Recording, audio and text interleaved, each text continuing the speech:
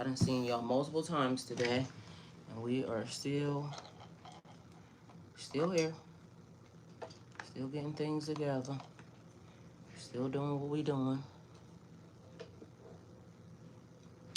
All right, period. I think y'all are right. I kind of got y'all set up in a way. Y'all, I want to fix y'all, but guess what? We ain't even gonna worry about it. We gonna let it do what it do. Welcome. Hi guys, welcome to my platform. This is going to be a message for the collective. Collective, my messages are timeless, so when you see them is when you're meant to hear them. Please don't forget to like, comment, share, subscribe. Also, please don't forget to hit the post notification bell so you can get alerts when my videos are posted. If you're new to my platform, welcome. Please hit that subscription button. It would totally mean the world to me. All right, so we're going to start off with, and we're going to do Al-Fatiha, Surah Al-Fatiha. And it is, in the name of Allah, the most... Why are you starting it already?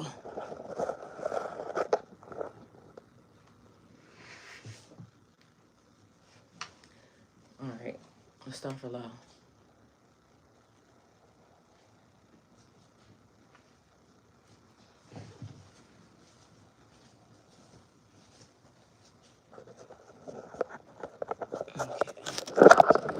Okay. Same one as yesterday, but different set of equipment. So I told y'all what happened. I done broke something, and so now that's creating an issue because I dropped my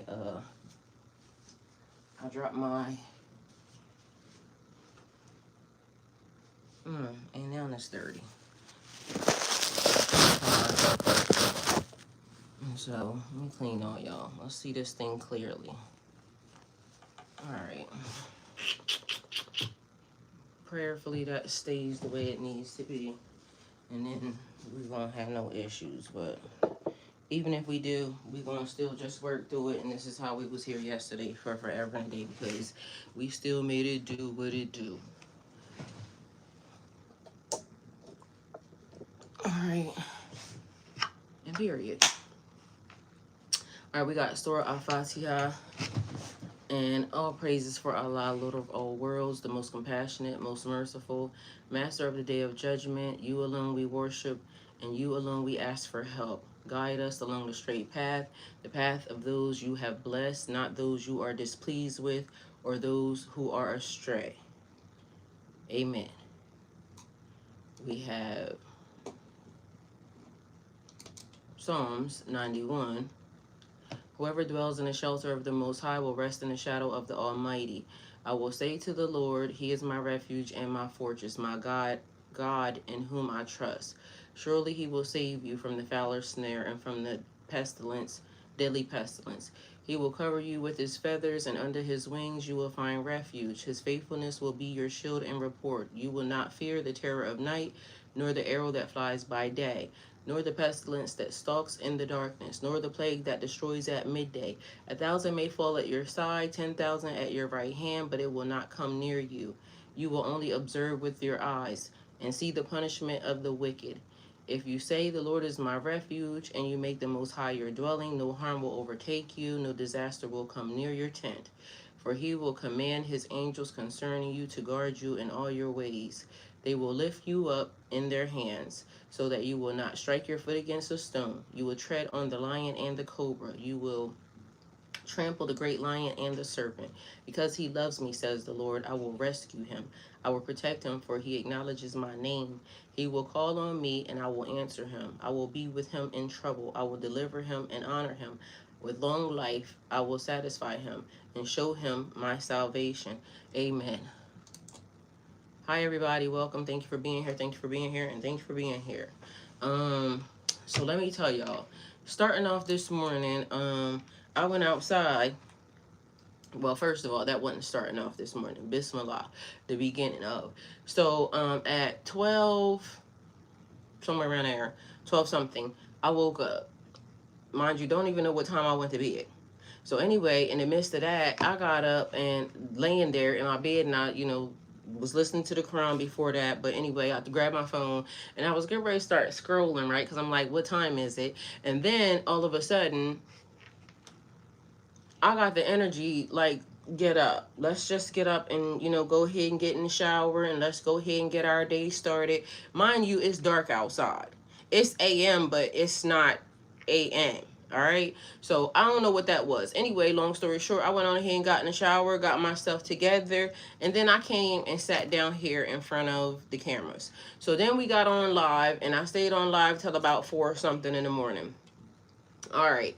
So, and I don't think I got on until like it was getting ready to be, it was 2 something, maybe get ready to be 3. Anyway, so I stayed on until about 4 something, so it wasn't that long. Anyway, we had a nice little conversation. After I got off, I went and I laid down a little bit, just chilling, waiting, because you can't go outside at this point in time anyway, at least I can. So around the time when it's time for me to go outside, I'm driving along in my automobile and I get to the light, or I'm approaching the light. So as I'm approaching the light, I notice something's not right. And I know I'm not tripping because I'm wide awake. I done been, my energy's very high. But the thing that I notice is I'm going straight. There's a bus that's about to turn. Now, the issue with this whole situation is there's a car that should be in the lane that I'm in, and it should be in front of me. But the car is not in the lane that I'm in, and it's not in front of me. The car is in the other lane, the wrong lane, the lane where the bus and everything should be about to turn. But mind you, nobody is acting like, because everybody just went around. Like, they still made the turn. They just went further around. Like, nobody blew the horn or nothing. And I'm looking at my son. I'm like, am I, like, that's weird. Like, there's no way that you should have driven straight on that road and then ended up in the wrong lane. It was strange. All right, so me and my son praying. I do a prayer with him in the morning every day, and so we're praying, and then I'm noticing something else don't feel right. Like, so then I take a pause in the middle of the prayer, and I'm just paying attention because something about this moment don't feel real. It don't feel right. And so, when you have that, it's like taking a pause and like kind of really gathering information. Like, my brain is trying to process, like, what about this moment don't feel right? Nothing is as it seems. All right, so we get to the stop and I just, commenced to praying again. But then even in the prayer, I noticed, like, it was almost like a wrinkle in time. Like, something was happening to the tune of everything was kind of overlapping. So it was almost like me having to take a moment and just chill and wait it out. Okay, so mind you, this is still going, because then the light changes and I go ahead and make the right. And the road that I'm on, I gotta, continue to go straight. Like, something about it don't seem like it would be every morning, because I said to my son, it seems like there's way more people on this road than it normally is. But mind you, which was strange, because this is not a huge road. Like, most people, when they take the roads around here, everybody, it's like a little flow. And as long as you're in this time frame, it's the same every day. But today it wasn't the same. So I said, there's way more cars on this road than normal. But the thing was, when you get to the stop sign where we got to make the right, it was almost like there was too many cars as we were going straight, but somehow they all cleared out. Like, it wasn't a pause, a huge pause at the stop sign, right? So everybody kind of did this thing where they were going where they was going. All right, so we get to making the right, and that seemed normal. But then I'm getting ready to go to where you can either go around and go to the light, or you can make this left and you can go down this other road and you can go to the McDonald's. So it's before, the hours, and he says he wants to go there. So I'm getting ready to make this left, right? As I'm making the left, though, the car that was in front of me was like really, really slow, like going really slow. So something about the moment, or this moment, is like everything was on either a pause or a overlapping slowdown. So I'm like, what is wrong with them? Because they should be able to flow. There's no cars in front of them. They should be able to do what they're doing easily at 45 miles per hour, maybe. But that's not what they're doing. They're literally slowing to the tune of, I had to pause a little bit to slow down to move around them, but then it made me make note that there was nobody in front of this person. All right. So could potentially mean nothing, but these are the moments where the universe is adjusting, right? And so 20 miles down the road could have been a 20 car pileup. We don't know. Something that is adjusting to change, like to literally, pump your brakes a little bit. I don't know what it was. All I know was I noticed it. I made note, put it in my little pocketbook, and then more stuff started to happen, right? And not anything that would kind of make you feel like, danger, disaster, stranger danger, any of that, but something is happening in their energy today. So we got, I am calm, centered, and supported in every moment. I am calm, centered, and supported in every moment. I move through change with strength and understanding. I move through change with strength and understanding. My peace is stronger than temporary confusion. My peace is stronger than temporary confusion. I trust myself to handle whatever unfolds today. I clearly see what is meant for me and what is not. I clearly see what is meant for me and what is not. Truth reveals itself to me gently and at the right time. Truth reveals itself to me gently and at the right time. I release illusion and welcome understanding or understanding, whatever you choose. I release illusion and welcome understanding. My intuition guides me towards wise decisions.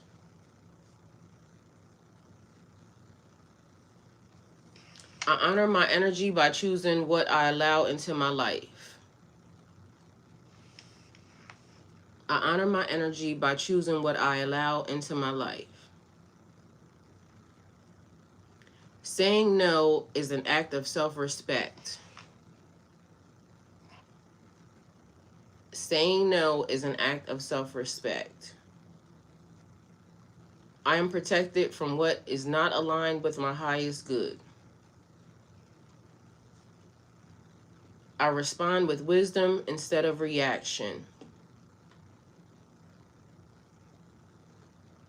I release what I no longer need to carry. I release what I no longer need to carry. I forgive myself for past misunderstandings. I forgive myself for past misunderstandings. Every experience is helping me grow stronger and wiser.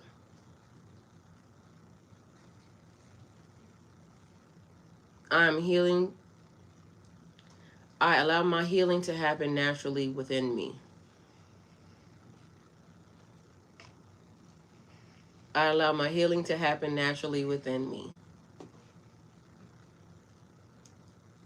I welcome new beginnings with confidence. I am becoming more aligned with my true self each day. Opportunities find me as I remain authentic. I trust the timing of my life. All right, so noticing the patterns and things that happen as it happens more times, throughout the day. So what are you actually dealing with? So remember Earth School, right? So we are here, we're living, we are actively doing whatever it is that we're doing and finding our purpose, living our lives, being traumatized, on a daily basis, living in a wondrous world. Because the reason why I do affirmations, tailored to whatever is going on, basically putting it into your subconscious mind that no matter what happens, even in the slowdowns, um,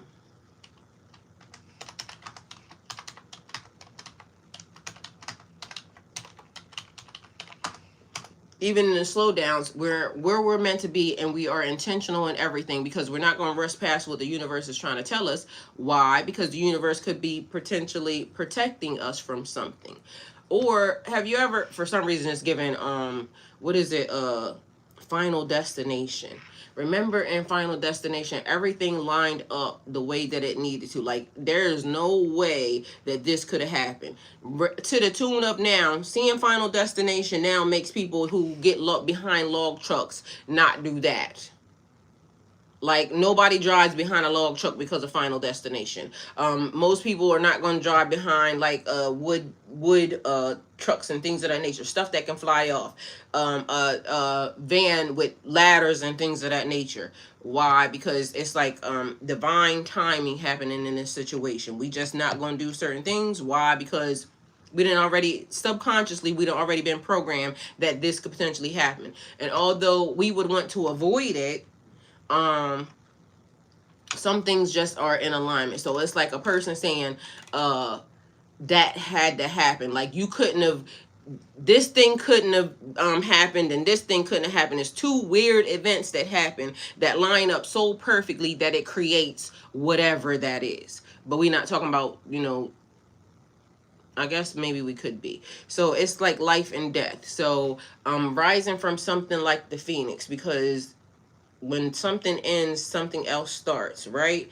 And I don't know why, but it's been this little thing since I woke up also that's been behind the scenes, because I was singing Secret Lovers and songs that basically had love to do with it, but all I keep hearing, and even in the midst, the background of this thing, is somebody did something that they know they should not have done. So entered into a relationship, a partnership, a connection, or something. This could be you or them, because remember, we're talking about collective messages. Because the person keeps saying, like, I knew that was going to happen. So whatever that is, a person may be feeling sorry that they got involved in something. That's what it seemed like. A person feels sorry that they got involved in something. So it may not even have nothing to do with you, other than the fact that the person feels like, I shouldn't have did this. Or sometimes rushing too fast, because the universe is saying slow down, but it keeps reminding me of Jill Scott. Jill Scott, the other day, I love me some Jill Scott. Jill Scott, if you ever see me and I ever come across your timeline, know that I love you down bad, honey. You are everything to me. So let me tell you, Jill Scott said the other day, yeah, I married a bitch. I was rushing too fast. I should have slowed down. I think that's what she said. Anyway, this thing keeps showing up to me. But mind you, she done said a couple different things that, if you can tell me what to do, you can tell me what to do. If you can't tell me what to do, you can't tell me what to do. She be having them quotes that last forever and a day, because it's like the energetic tide that comes in. Like, I done had some dudes instantly, soon as they, come into my energy, it's almost like they want to, portray that they like a big dog or something. Meanwhile, my energy be bigger than theirs, and then they want to tell me, you're trying to be too manly. I ain't never in my life wanted to be a man. Ever. Furthermore, some men should understand, just because you have nuts, you got two balls, don't make you a man. You're a male, not a man.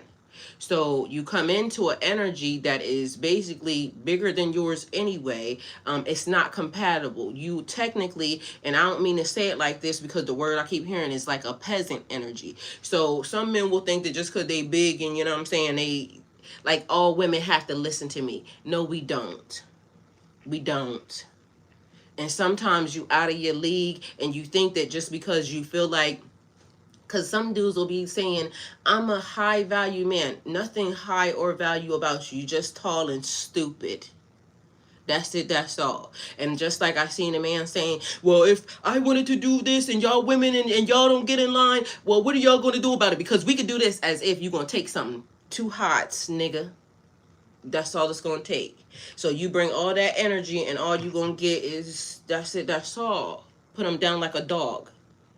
So some people gonna play with you and some people are not. Like, I'm already triggered. Okay, so I'm gonna just say that I'll be triggered by male energies that feel like they gotta be dominant over somebody, and all the rough, wrong, nasty. Like, it's nasty. Them the ones. Oh, you just gonna take it, huh? You gonna try to take it. You gonna try to force your way into something, into hell. Yeah. Anyway, so the thing is, it's the energy. The energy knows beforehand, but mind you, it's awareness, because even in the process of her saying that, and I said all that, but even in the process of her saying that, the energy recognizes the energy. So it is when a male that's dominant that can come in, but he's also nurturing in a way that makes my energy want to relax and say, that's that nigga. That's the one. Because my energy is automatically going to go on pause. But then there's another thing, and that's anybody's energy. Like, a man knows what he can do with, certain women and this, that, and a third. A man will automatically come in and think that they could be aggressive. But some men just don't mentally have it up here. And so they'll try to act as, this is the level that you can play on, but that's not the level. Then you have ones that will instantly come in as a manipulation thing, because I gotta try to break you down. I gotta try to make you feel less than, because then that makes me feel dominant. Like right now I'm watching and I can see a whole bunch of internet couples, this, that, and the third. Some of these people should not be together at all, period. But everybody's thinking on whatever level they thinking on, and maybe they can't see it from the outside looking in, or from the inside looking out. People will double down, and I said this before, on whatever their BS is, because they don't want the outside to be right. Like, you stay in horrible relationships, you stay in horrible situations because you don't want the outside to be right. Your mama said that that person's not good for you, but we can't let mom be right, because and then the majority of times, little do a lot of people know, because I know all y'all going to therapy and everything else, and I ain't no therapist, and then y'all get in there and y'all be like, oh, my mother did, or oh, my dad did, and whoever. I ain't got nothing to do with it. But people have to realize and understand that a lot of the parents was working with, and my parent included, her parent before her included, everybody is working with what they are working with. There's things that maybe they didn't know, or how could they? But it is a thing where people use childhood trauma. Like, that started to get on my nerves, because then everybody, it was almost like not being accountable for your stuff, because even in the midst of your parents saying don't do that, now I ain't gonna lie and say that there's not horrible parents. There is some horrible parents, so we're gonna say that. But for the most part, when a mother, and I done seen this several times too, and then we'll go back to Jill Scott, but I done seen this a lot of times too, that the moms have to automatically be there. We don't get to say we'll be back, and so we do what we can do. Thriving Rising. Hi, Abby. Welcome. Thank you for being here. So the mother will get blamed for everything. The dad gets an excuse. The dad gets to just go and, live their life and, create other families, this, that, and the third. If the mom doesn't do, then it's instantly the people saying that she's a bad mom. She's a this, she's a that. Mind you, she's doing the best she can with what she has. The cards that she was given, the hand that she was dealt. Should they not have had kids? Maybe they shouldn't, but guess what? Y'all are paying attention to right now a bunch of files, a bunch of things that are being given out that has stemmed over years. Mind you, do y'all not see the conditioning in it? And so even in situations that could have been made better, they were made worse by outside, situations. So inside, they were doing the best they can. I watched a video the other day. What was it of? It was something, and I said, oh, in Russia, right? I think it's Russia or the Nordic or somewhere, right? These people put their babies in strollers and let them sleep outside, right? And they said they know it's wolves out there. They know it's all different stuff, right? but this is their custom, right? So the baby, it could be snowing 0 below. Mind you, I think 0 minus 27 is what they said. The baby outside in a stroller. It's right on TikTok. Y'all can go look it up, right? And it's a thing where everybody, there's some people, because it's not our custom, right? So the people in the comments saying, you shouldn't be allowed to do that, but they white, right? And so, not to say nothing about the white people, I'm just tell y'all that there is a difference. Because I can almost promise you that if I had a baby right to this day and I leave my baby outside in a snowstorm and I say, oh, the baby, because the comments is like, partially split. The people saying, it's normal. The baby, I bet you they had such good sleep. If I leave my baby in a stroller outside and it's snowing, somebody's calling Child Protective on my black ass and I'm going to jail. Do not pass go. Do not collect $200. It's not going to be cute. It is going to be said to be child abuse. And she said quick. All right? So it could not be done in my culture. I can almost guarantee you. But in that culture, it's fine because they're saying, oh, we're raising Vikings.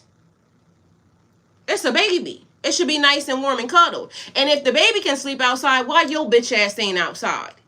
That means to me the whole family should be sleeping outside if we gonna get good sleep. But mind you, you waking up coming from out of the house to check on your baby. Okay, we'll go a little bit further because I be having stuff to say, right? Now, the Montessori bed, another thing. So I got Child Protective called on me when my kids were younger because of the fact that the baby daddy was mad. And so that's the first game that they play, right? Mind you, I was already 10 steps ahead of him because, I already knew that once I was getting ready to drag your ass to hell, astaghfirullah, I already knew that was going to happen. Anyway, long story short, I was prepared. So we beefing, we battling because we going through a divorce. I want to make my life better. I want to leave from where I'm living at to go somewhere else. This nigga want to try to hold me down and hold me back because this is what love does for you, okay? Who knew that I got to be stuck in a place because you is a mad ass, but this is what so-called love does. Anyway, so Child Protective gets called on me. First thing, they come in the house and they say, making sure the kids have a bed. Everybody got a place to sleep, right? But mind you, my kids done had everything, right? They checked my cabinets. There was food. They checked my fridge. There's food in there, right? So the lady's like, I don't even know why, they got called. But anyway, do you mind taking a drug test? Bitch, I was already prepared. So let's go take this drug test. Where you need me to go? Because like I said, when I knew I was going to drag him, I like the little cigarette here and there, but guess what? Stop that, because when you're ready to go to war, guess what we can't do? Be lacking. All right? So I was already prepared. Where you need me to go take that drug test at? I go take the drug test. It comes back, I'm good and clean. And now the judge is mad. Why? Because you don't play that game, risking your kids going into Child Protective, but meanwhile you saying you love them, but you gonna play a risky game with the mom because you mad. Anyway, long story short, ain't none of that got nothing to do with nothing other than the fact that they came in my house to make sure that my kids had a bed and a place to sleep. If them beds had been on the floor, my black ass would have been in trouble. Meanwhile, back at band camp, it's cute and it's called the Montessori bed in the white people household.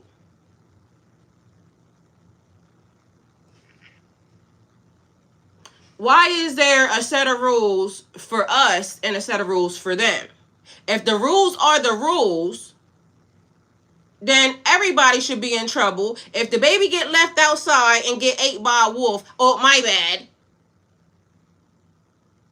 Still a pallet. You're daggone right. It's a Montessori bed, in case for anybody that don't know, is a bed on the floor. And guess what? In the black people neighborhood, when your bed is on the floor, it's ghetto. That's what they call it. They call it ghetto. But in a white people house, and again, ain't against the white people or nothing, because collectively, everybody gonna have to learn that these are the things that is creating the rift. And if you're benefiting from it and you're not saying anything, you're part of the problem. So a monastery bed in the white neighborhood is a bed on the floor. And like she said, black people call it a pallet. But it's cute because the baby can crawl to get into bed by itself. But a nigga baby gotta take an extra step or try to, pull itself up. We gotta put railings on our bed so our baby don't fall out the bed. Montessori beds, some of them have railings too, but at the end of the day, double standard. Now, so the next point was, what was I gonna say? So the difference between it being this over here, this is what I was gonna say. So the people are now saying, we're not mad enough. We're not mad enough. Why are the black people not coming outside? We're not mad enough. Okay, so let's talk about this, because this is happening right now as we speak, right? We was mad enough when it was happening to our babies, and it's still happening to our babies. So our babies are at risk of them going outside, and like I said, they'll jack them up, they'll do all types of things to them, headlock them, put them in trees and things of that nature, right? And so the people will say, why didn't you comply?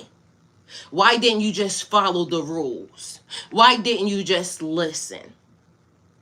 And we saying, stuff a lot early. I'm gonna just tell y'all, because some cuss words be coming to mind, because some of these things is it's cuss worthy, but I'm gonna try, right?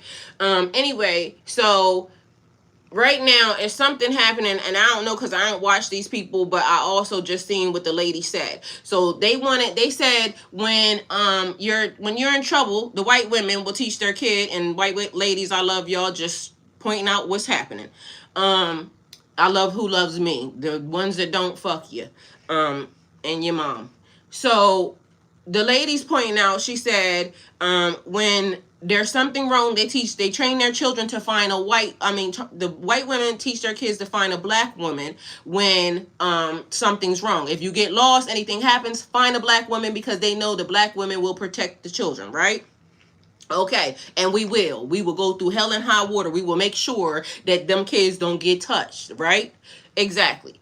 All right, so I watched something, it was either last night or this morning, and the lady said, Candace Owens, because she's dropping tea on everything and everybody. Again, I don't watch her, I just happen to see some clips coming by. And the white lady, aka one of them ones that I was just talking about, said, I wouldn't vote for her because she's her tone is loud. I forgot the exact words. Did I save it? I don't even know where my phone is. Whatever about her tone, i.e. that's racism already, right?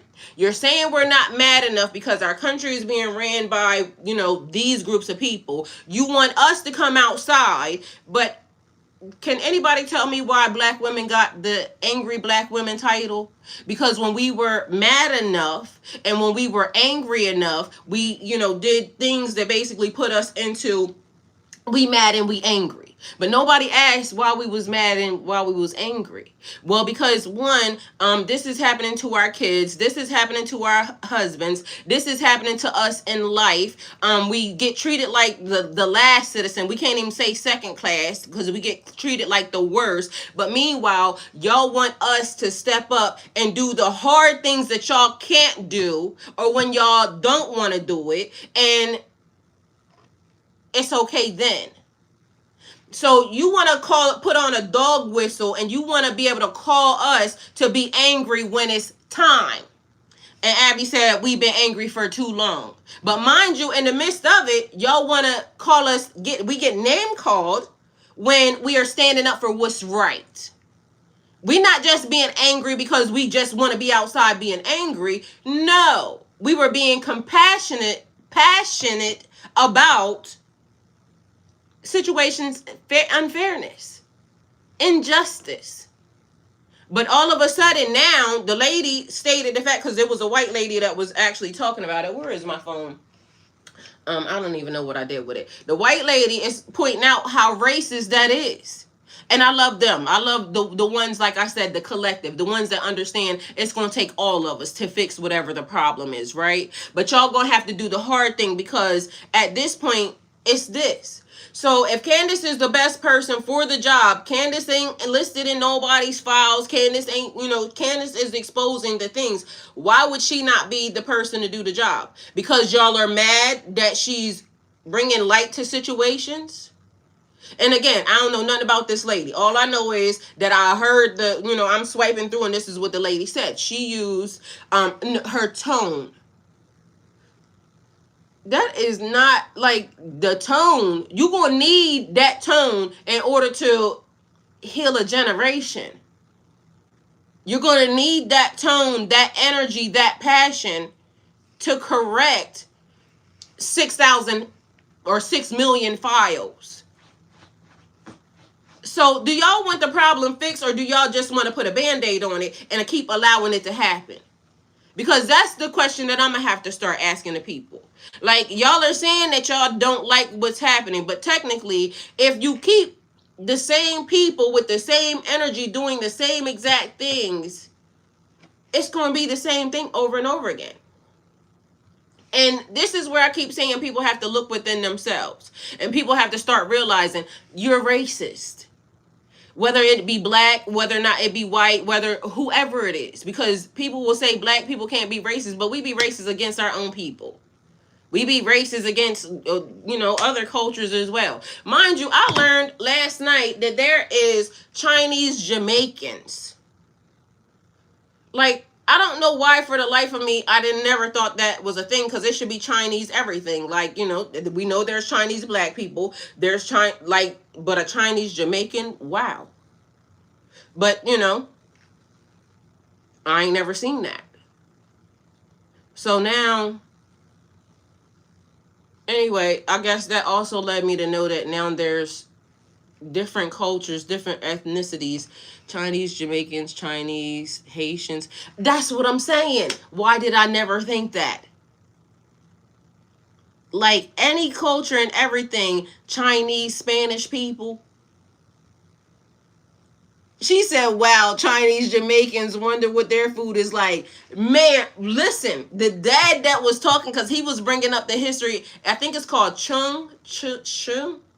If I had my phone, I don't know where my phone is. I need to find it. Hopefully it rings at some point in time and I can grab it. But mind you, like he just said, Chinese, Haitians, Chinese. I wonder what the Chinese, Spanish people food tastes like. But y'all, why did I never think that? I mean, it's like white Africans, but you know what I'm saying? Y'all, it's so much culture all over the world, and why would we not want to know nothing about it? Why am I 50 years old just finding about a Chinese Jamaican? That's crazy.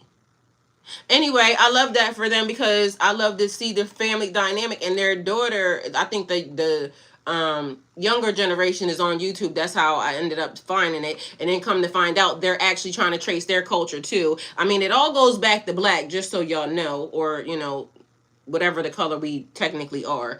But it all goes back to the same exact thing. So it's not that it's shocking. It's just that never seen it, never heard it, never even thought about it. That's crazy. Anyway, so back to Jill Scott, like I said, it's energy, right? So that's what she was actually explaining. It may go over a lot of people's head, but it's when energy matches, or energy tries to, overlap an energy that's bigger, or energy tries to suppress energy that they can't even touch. Like, unfuckwittable. Okay, take it how it resonates. So, energy message for today. Overall energy of today. Today carries a transition energy, the feeling of standing between what is familiar and what is changing.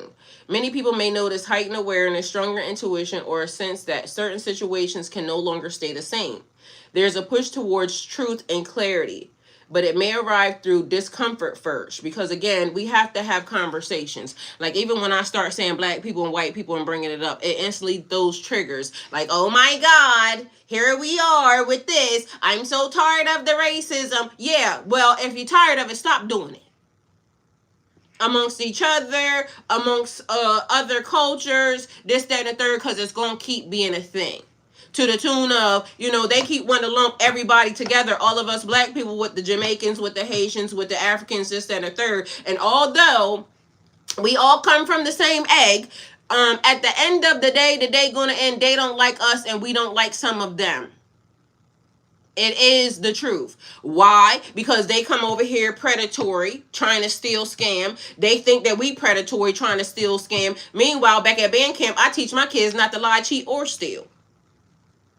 But one of their ladies said that they come over here to take. They come over here to diminish. Then they will say, black people don't have no culture. Black people in the U.S. don't have no culture. Well, why y'all look like us? Hip hop is our culture. This is our culture. This, like, it goes back to so many different things that we didn't create a culture. Then they will say, well, they can't trace their bloodlines back to. I know my mama. I know my grandmama. I know my great grandmama. And some more in between there. Mind you, met them, talked to them in real life. So I don't know where that stereotype is coming from. But although they also been hiding, some of the generations. So for people to come over here and be mad at us, have stereotypes about us, and then will say, if anything happens, locate a black person. Bitch, are we this or are we that? Because it's trying to confuse me. It's almost like you're trying to put something in me. You're trying to project. But meanwhile, y'all all want to do exactly what we're doing. So let's make it make sense. It's like what I said even the time during slavery. They said, you're not a person, but meanwhile, back at band camp, yet again, you wanted me to wet nurse your child. You wanted me to feed you. Mind you, your husband couldn't keep his hands off my ass. So am I less than a person, or is that something that you're subconsciously trying to, use to make yourself feel better? Because ain't no way, and you can ask any black mom this in the country, ain't no way we gonna let you stick your nasty, tit, whatever that is, or whatever they call it, areola, near my child. Not one that I took 9 months to push up out of me. I'm not doing it. Especially if I don't think you're a person, you're an animal. Y'all must not even love your own kids, because ain't no way. So again, I love y'all, the collective, but we still got to talk about it, right? So, husbands, y'all must, well, we already know y'all don't care about where y'all stick y'all, Oscar Mayer wiener at, because y'all will fuck a dog. So at the end of the day gonna end, and if y'all don't care about yourselves, what you want us to do? Like, we have to always tell y'all, like, we have to be civilized in a situation. And so maybe that's not in y'all, because I keep saying, and I don't want to say, when I said husbands, I meant, them, not us, not the black people, those husbands, because they be the ones, for some reason, y'all, and I ain't the one, don't try to come for me. But if you do, I'm still stand on it, because y'all got to be mad at history, because this y'all history. This what y'all be doing. It is in the court that y'all have to be told not to, have intimacy with y'all animals. I didn't have to tell y'all that. The judge had to tell y'all that. So these are the things that y'all do. Most people would know not to do that, okay? Because it don't make sense. But either way, here we are. So if y'all are that disgusting and that gross, and I ain't saying all of them, I'm just saying that this is the thing. Here we are. Truth and clarity, because there's a push for truth and clarity. But it may be arrived through discomfort first. I didn't do it, but we have to talk about it and discuss it in order for us to really acknowledge it and understand it. And people are going to run away from difficult situations or difficult conversations because they don't want to acknowledge the fact that they are this way, some people, but they want to get mad at the people who are talking about it or speaking on it. You can't get mad at me. If you're not mad at yourself for doing it, why are you mad at the person that saw you and said it, or a person uncovering it and saying it? If you're mad at that, then that means that somewhere in your mind you know it's wrong. And you can't tell me that you don't know that, because if you're mad at a person speaking on it, then you clearly know and understand that it's wrong. So many people so conversations, realizations, and memories may surface not to disturb the peace, but to remove the illusion. We're able to talk about it because it happened, just like I said. This is a day where quiet observations feel like very real, very loud, and it's revealing more and more that is under the system, under the circumstances, under the simulation involved in this right here, right now. And a lot of people, because we were talking about, files and things of that nature, all of this stuff that's being uncovered and being revealed, right?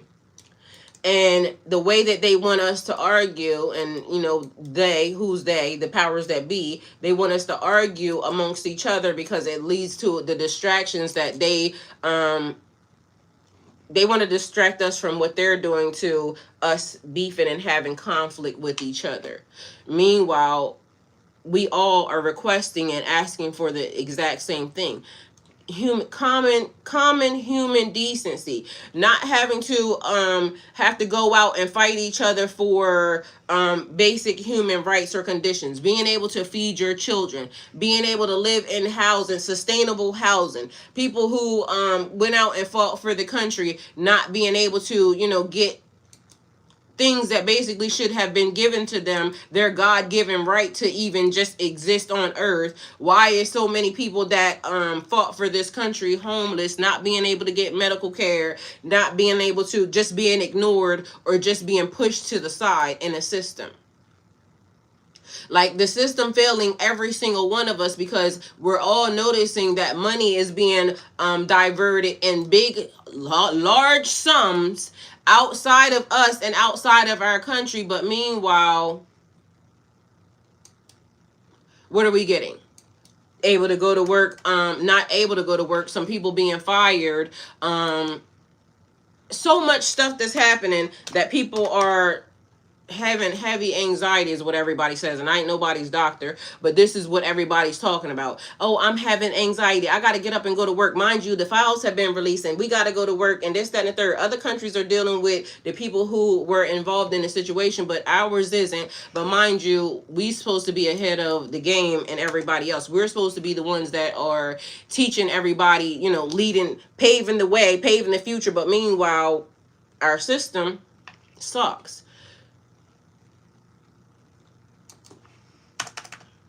Now, not to be nasty or name calling or anything, but that's what happened throughout history and throughout time. We were considered to be black people, non-humans or part of a human, and then now they're trying to reconstruct and redo basic laws and things that were actually given under probably some type of stress or duress or something of that nature, right? Needless to say, how do we get out of that? How do we get out of the mindset of being victimized by a system that is supposed to love us, that's supposed to take care of us, that's supposed to honor, serve and protect?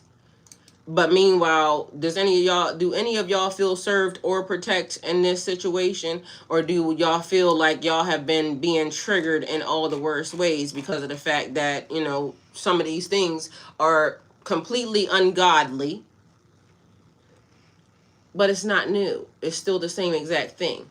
So the message is about awakening without force. People just waking up and realizing that this is the system that we live in. And what do we do about it after that? I've seen a person the other day say that a lot of people who are not on the internet don't even know what's happening. They don't know how many laws have been changed, how many laws have been just tossed to the side. They don't know half of the stuff that's being done. Like a lot of people that are on TikTok or, those platforms are the ones that are actually heavily engaged in knowing, all the stuff that's coming out. But there's people that are walking around here that don't know anything.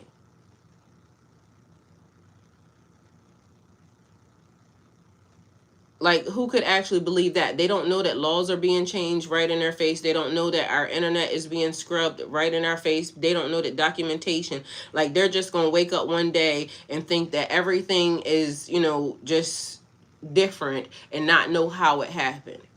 Like, that's unbelievable to me, but it's actually happening right now. So you may notice thoughts returning before the day even starts, like things that you haven't thought about in a long time. For some reason, it's been a thing, like old information that I knew when I was a child. Like, just imagine moments in time. So do y'all remember when the teachers went up into space for NASA? Does anybody remember that? Does anybody, and like I said, I'm 50, so I'm gonna say that. But does anybody remember when I don't know which one of the rockets it was that blew up during the time, but there was some teachers, because I think one of the teachers died. Does anybody remember that? I also remember during times when people, because Florida's always been big, that's where NASA is, so that's where they would do like rocket launches and stuff like that. Like, it used to be a lot of rocket launches taking place during that time back then. And so then that was also when the people started talking about, the alien sightings and some other stuff, right? And so something came across my screen yesterday, and it said that it was talking about the aliens that were here, entertainment purposes only. The aliens that were here, apparently they, are hanging out in that place that man kept trying to claim, which, take it with a grain of salt, but at this point nothing's off the table, because to me, I feel like that's the reason why he wanted it. Like, the same exact reason why they're heavily on the Greenland thing. There's something there that they want, so they don't just start going after stuff just because. But also be mindful that I kept talking about, we're still in the real live Game of Thrones, because it's all about land. It's all about what people can, do, this, that, gain from the land, the resources, this, that, and a third. Mind you, there's actual places right now that exist that are, collapsing. There's nothing happening there. But mind you, one of my friends was talking about, I think, Cuba already. They had went there on vacation or something, and they wasn't feeding the people at the time, right? And so it was weird, because it's people going there for like resorts and things of that nature, and they're like eating as all-inclusive resorts, and they have endless amounts of food. But meanwhile, the people that actually live there are being what they call it, a stipend or something, like where they're being issued like slices of bread or something during the day. Like, I don't know, but it was like a already like a food shortage or something going on. Then at the time, I happened to be doing Uber, and there was a lady that ended up getting a car, and that's what she was saying. She was saying that her parents was there, and I'm saying, you can't mail them anything there. No, because she said that the mail was being checked and everything, so she couldn't send anything, because most places you'll be like, let me send them a care package, this, and a third. Anyway, long story short, something was happening yesterday. They're saying that the oil is being cut off or got cut off. Then this place. But then, again, entertainment purposes only. And I don't know if this has already happened or if this is just something that, because some stuff started sinking yesterday. That's what I saw. Like, that's the vision that was being given. So to me, it's almost like when, if in fact that this is being shut down, y'all know how, because it was flooded. That's what it was. And so y'all know how over here dams and things of that nature get flooded. And when they want to disappear certain places and things, all of a sudden it ends up underwater. So there's an island that I saw. Again, entertainment purposes only. Don't know if it happened or if this is basically the, beginning of whatever, because there was an earthquake that I felt, which was, I think I want to say 2023, 2024. Like, I'm sitting at this desk, and the way that earthquake, and it wasn't here at the time, it was just being shown to me. And the way that earthquake felt, it's going to tear some stuff up. Okay, mind you, since that has happened, since I saw that, there has been earthquakes that started to take place because there was volcanoes and stuff that erupted. Now, on one thing, because something else that I saw was land starts to rise again. Like, there's going to be some new land masses that just automatically show up. Why? Because I think it has something to do with underwater volcanoes. But these land masses automatically show up. They don't belong to anybody. They're going to try to claim them. But also in the process of that, because this is what they do. And if we keep allowing these people to just claim stuff that don't belong to them, we're going to continue to keep the same cycles over and over again. The next thing was, I saw they intentionally went and tried to sink this island. And so I don't know why they would do that, but there's a lot of people there. So it's going to be mass casualties in a situation if that happens. And I pray to God that that don't happen, but I was being shown that. And so one of the ladies also, in the process, because people have been making many heavy predictions and this, that, and the third. Meanwhile, there's also other stuff already happening. They're moving to do these things. I'm going to say this. God is always in control. And every time they do something that basically is trying to hurt the people, it always is something that they undo themselves, right? And that's one thing that we can hold on to. But we already know that when things start being destroyed, it's a fire and it's a flooding somewhere around there. And so that's how they start trying to say, oh, well, these people did it, this, and the third. And then they'll try to blame these people when meanwhile, they're the ones that are doing it. And so it's almost like they don't care, but they're doing that to us anyway. They don't care about certain, groups of people or certain individuals. And if they can get rid of everybody all at once, that's what they're going to try to do. And so, like I said, I pray that don't happen, but I'm being shown that. So you may notice thoughts returning before the day even starts, or being downloaded with information, or uploaded, however you want to use it. Memories or conversations replaying in your mind, because again, there are certain things that happen. It's like those Mandela effects, things that you know for a fact happened, but meanwhile it's here. So then there's a man saying, and we already know this because we talked about the timelines and everything kind of smashing all at once, right? The man said he went and bought an analog watch, like one of the old school watches that has the little hand on it, right? Mind you, which reminded me that it's been happening for a while. He said that he set the watches to his car and to his phone, his phone and his car and his watch that he had on his hand. All he set to the same thing. Mind you, watch battery, everything was brand new. So the car and the phone said that it was 11. The watch said it was something else. And he said he noticed this over time. He changed the watch battery out again. And so he ended up noticing that they're messing with the time, which we already know. And I done said it multiple times. But then since he said that, it kind of threw me for a loop because that would explain it. So I have this thing for watches. I love watches, right? But I keep all my watches in this little watch case. These watches should be like, they call them like forever batteries. They're supposed to be able to just charge themselves, right? But mind you, all of the batteries died. So I'm thinking that maybe, it's where I set them. Maybe I didn't set them in the right place for them to be able to charge this and a third. I took the watch to go get the watch battery repaired, right? Bring it back, same thing happened.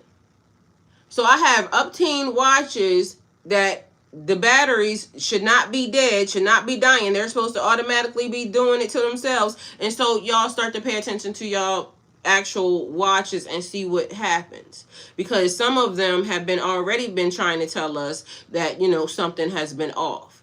And again, it could be people saying conspiracy theory, conspiracy theorist. She's a conspiracy theorist, but mind you, the files are saying everybody's been being correct this whole entire time. There's stuff that's actually been being said. All right, so the thing that I said, and I said it was over that Gulf of, that thing that they was arguing about. So what I seen yesterday is that the man said that the alien people are already here. They've been here. Their machinery is cloaked over that Gulf, and that if you are high vibrational, you should be able to see them, right? because they're, here to elevate life and this, that, and the third. But I'm gonna tell y'all something else that I've seen, and I've noticed it, and I've seen it on multiple different people, and I don't think these people know each other, but it is on the internet. And I told y'all something felt off about outside, starting a couple years ago. And so we only been in this, what, about a year or two with this person, but also it was already happening on people's cameras. They're catching people like roaming around at nighttime. Mind you, these are not just people. Their whole framework looks off. I seen it on one lady's camera. Her night camera caught it. And again, you're going to say that it's AI because, this is why AI is important right now for this day and this time, because it's going to help your mind process the fact that, oh, it's just AI. Meanwhile, it's real. And so if it can exist in this realm, or it, power of life and death is in the tongue, I could speak it into this realm. People need to understand how magical of a world we live in. Everything is alive. Everything is alive. And so I seen it on one lady's camera, and she said, she's talking to the husband, like, what is that? Mind you, the dog done left because even the animals ain't messing with this stuff. Why is the dog over there? Because the dog trying to get away from whatever that is that's walking around looking like a human being. The thing goes to the people's window. We seen that. So, it's AI. Okay? But these people don't sound like they are convinced because it's at their house, right? Another story, a lady is, getting out of car, and mind you, these things keep getting caught on Ring cameras, like cameras that, are just randomly here. So a lady is getting ready, she's at her car, she's getting ready to go in the house, and she wasn't moving fast enough for me. She's saying her brain was trying to process what that was. Well, my brain was trying to process it too, even in her video, because at first it looked like a dog. And then it wasn't walking like a dog no longer. It was also given, y'all know them little AI dogs that they got walking around here, because I think Atlanta has them too. Like now they're using the bots for everything. But this is the thing, because, and it could just be me, right? There was a movie once upon a time, and I think it was a kids movie, where everybody, it might not have been a kids movie, it might have been something else. But anyway, they ended up making the people stay on the inside. Right? So you could only go outside for a certain point and period of time because they put a robot in front of everybody's house, right? Mind you, it ain't so far-fetched because of the fact that everybody could have a Ring camera, everybody could have whatever Bing or whatever those things are already, surveilling. People got cameras. I got cameras all around here, so not so far-fetched. The best way to get to police people is get people to police themselves, okay? Remember I said y'all need to go get y'all people, right? But mind you, y'all not getting y'all people because y'all people is still doing stuff and ain't nobody went and got them yet, right? So on the movie, they put a robot in front of everybody's house to make sure that y'all only left and came and gone, went the way they wanted it to, right? So they have these little food carts now that is delivering food. I don't know what it's called, but I seen a man trying to undo it. And the food, because we can't trust people with your food, that's why I like DoorDash, Uber, and all them things. We done seen people taking their shoes off and putting their foot in people's food. They done been spitting in people's food. They doing all types of stuff that they ain't got no business. And then they wonder why they asses ain't got no job, right? Stuff for lot, because y'all don't need no job. Y'all disgusting. Mind you, I done did, food deliveries and things of that nature. And I'm talking to the restaurant. They are telling me to get people, you go get the drink. Why am I getting a drink? I just came to get the food. I wouldn't trust nobody getting no drink because people take and put their hands over top of your cup and this, that, and the third. And mind y'all, we have to be mindful about energy. People energy ain't that right. This, that, and the third. I done seen videos where it's an Uber driver going inside of stores. They not cleaning themselves, or they not using not washing their hands, this, that, and the third. This big old nasty dude standing at the register. The person's filming behind him. He got shit all down his ass. But mind you, he's picking up a DoorDash order, getting ready to go deliver your food. People got roaches in their car. People got bed bugs in their car. Y'all wondering why, like, you ain't did nothing, but meanwhile a pizza gets delivered to your house, they got bed bugs in it. All right, so now the play is we gonna get the robots to deliver the stuff, right? So been seeing that a lot. Y'all done seen the Walmart drone coming, dropping down the milk and the this, that, and the third. Quite frankly, I like that better than, whoever that person was standing with his big ass at the counter with his ass out, get ready to come deliver my food. Mind you, I know he ain't washed his hands at all, period, because people, they don't pay enough. So you just literally trying to, some of them orders be $4. Like, I done literally seen it. And so nobody can say, oh, well, they're getting paid. No, they not. And then a lot of y'all don't be tipping nobody. So, that don't make it right for them to take their shoes off and try to stick it in your food. That's still disgusting. And somebody should go to jail. But the fact of the matter is I pay good when somebody delivering my food because I want you to do it and I want you to do it right. With anything, if a person's getting paid what they're worth, they will definitely do the job. Like the lady was talking about the thing up in, I think it was New York, where the mayor paid the people $30 to be able to clean the sidewalks. They said it got done fast and efficient, and everybody was happy because they got paid, earning a livable wage. Anyway, so now in Atlanta, I done seen that they had the robot dogs policing, walking around, not policing, they just was walking around. They had the other little robot just walking around. I don't like the robot dogs, I ain't gonna lie to you, but anyway. And then they got food carts that are literally driving, and people had to kind of move them out the way because of the fact that they would run into each other, and then they don't know what to do. So they got to program them a little bit better. They don't know what to do when they run into another cart that's on the sidewalk. But I think this is just like in the, metro areas or whatever. So don't know, but I seen that, right? Anyway, long story short, the lady that was standing outside, she's looking at whatever that is across the way, and that's what it kind of reminded me, because it had a little light on the forehead, like it was wearing one of those them night lights that we was wearing during camping. So it could have been a person, I don't know, because I done had that light on my head. It's a little light right here, a little bit headband. And so when we was doing camping outside, we was wearing them at nighttime to see where we was actually walking to. So it looked like that, but then it's crawling on all fours. So it's doing two things, like, as it's moving, it's walking like a dog, but when it stands up like it's a person. I don't like that, because that's weird.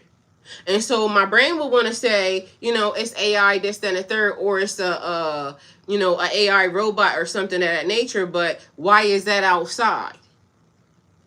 Anyway, so then the other video that I seen, a lady, she's standing there, and I don't know if she was getting ready to get in the house or if she was getting ready to go outside the house or whatever she was doing, but she was looking like she was reading a book or whatever. So she's standing in front of the door holding this book, and she's like, what? Like she felt something behind her. But by the time she turns around, the thing that was there is gone. I pulls the screen up because I'm like, what the hell is that? It looked like a person. They all look like people, but there's stuff that shows you it's not a person. That's outside. Now, where that's outside at, I don't know, and it could be outside all over the place, but whatever that is, I don't like it. It looked not kosher, okay? Take it how it resonates. But it could just be AI. Or y'all could end up outside one day, and then you run up on it, and there it is. But it's just like that mall incident that happened down in Miami when everybody's saying, we saw the unidentified, species right here. But meanwhile, they scrubbed television and people so good that, how many times have you heard about that since then? People keep trying to bring it up. But again, y'all be forgetting everything. Because I told y'all yesterday, when we supposed to be mad at these people, Target, we supposed to be mad at Starbucks apparently, and I don't know, but y'all need to go check Starbucks, because if you ever had Starbucks, I just seen this thing this morning. It says now they have a class action lawsuit. They got a class action lawsuit. Why? Because the coffee that they was given has this, and this in it. Mind you, I also seen the recalls of everything that is, was in the food, and it has this in it. Mind you, your baby food, your kids, your little ones that you love, they done been, it's infected with this, that, and the third in it. Like, y'all, this is the United States of America. And you mean to tell me that in the United States of America, where we're giving trillions of dollars to people outside of our country, and we're doing all of these things, you mean to tell me we can't have a sustainable, sanitary form of food consumption?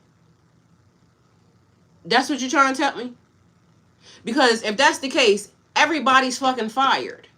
Everybody. And it's the reason why I keep telling y'all, everybody's fired. Everybody that's up there needs to be fired. It don't need to be no slots, no nothing, no systems, no nothing. Because we have been failed by all of them. Because there's no way. Ain't no way y'all having all these huge this, that, and the third problems in a country that we send a bulk of money outside to try to help this person, that person, and everybody else. But meanwhile, our systems are shit. At this point, I could do a better job than them. So if that's the case, just hire me, because I don't feel like I could have made it any worse. Like, if this is what we got, like, we can hire Joe Schmo on the street and I'm sure they'll make it better. But at this point, something's not right, because there is no way.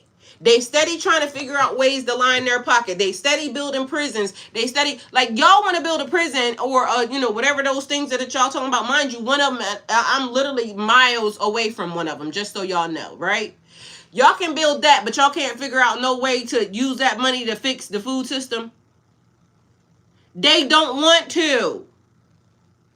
They don't want to, just so y'all know. So we have to start thinking rationally, reasonably. If they could, they would. It's just like your nigga or your bitch. Astaghfirullah. If they could, they would. I mean, if they wanted to, they would. Because they can. So even them, we having issues even with them. They don't care. They're worried about lining their pocket. But the thing is, this is my question also, right? And, somebody can answer or not. With all the money in the world, if they had even all the money in the world just given to them, right? If that's their goal, what you going to do after you got it? If the whole entire world is depleted, messed up, unlivable, unbreathable, what you gonna do after you got all the money in the world? Like, is anybody paying attention to, like, is there a long goal here? But let me tell y'all something. Surah Al-Fatiha, right? Because if we are, even believe in anything that's in religious, right? And this is what caught my ear. It says, in the name of Allah, which means God, right? And I kept asking y'all, Allah means God in Arabic, right? So, Ana Ata'alam Alugata Arabiya. I'm learning the Arabic language, right? So, in the name of God, and mind you, they like Allah because it's the one and only God, right? So, in the name of God, the most compassionate, most merciful, all praise is for Allah, Lord of all worlds. That's plural. I'm going to take this word and I'm going to bring it over here, to Google or somewhere, or we can put it in chat, wherever. Let's see what this means. Because, again, we done been lied to about everything. So if you can agree that we done been lied to about everything, then world and worlds is intentional, right? Because I'm a believer of there's keys in everything. And also there's a thing where if I can understand or understand other languages, because God in English is God, God in Arabic is Allah, God in Spanish is Dios, God in French is the, God in patois is Ja, right? Why is there such a distinction when somebody says certain parts, right? Certain names.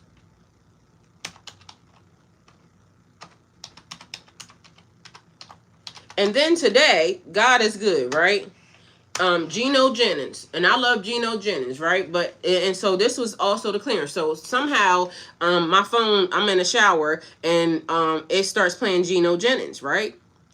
And Geno Jennings, I'm listening to it, my phone is on top of the thing, and he says what I've been saying to y'all, except for he said it this way.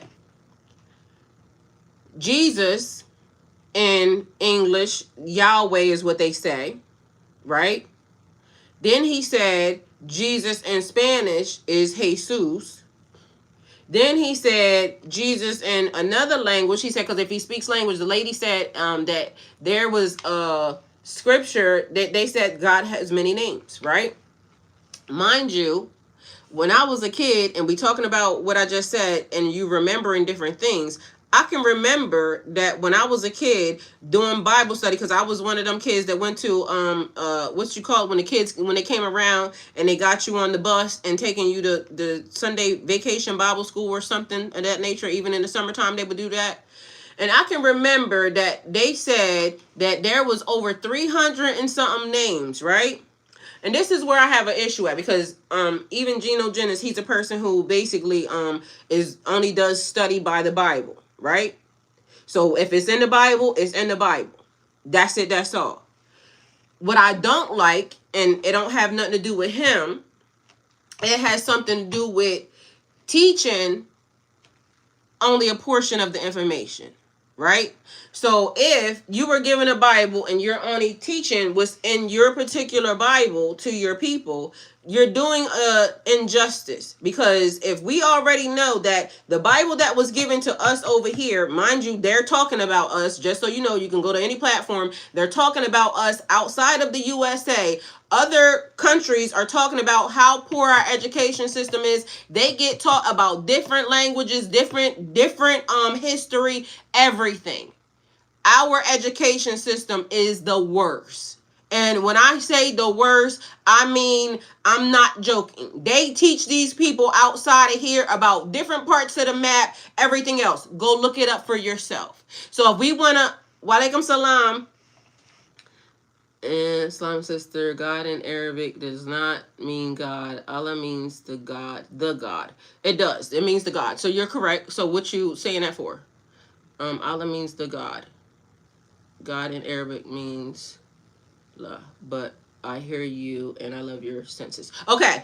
So he's right. It does say the God. And the reason why it says the God is because they don't want it to get confused. It's one and only. So I know what he's saying and you're correct. So thank you for making sure that I'm saying it the proper way. So I ain't mad. I just wanted to know why you were saying that. So he's right. Anyway, so outside of our country, they teach way different stuff. Okay. So when in the Bible, and I was saying something about Al-Fatiha, so it says the world.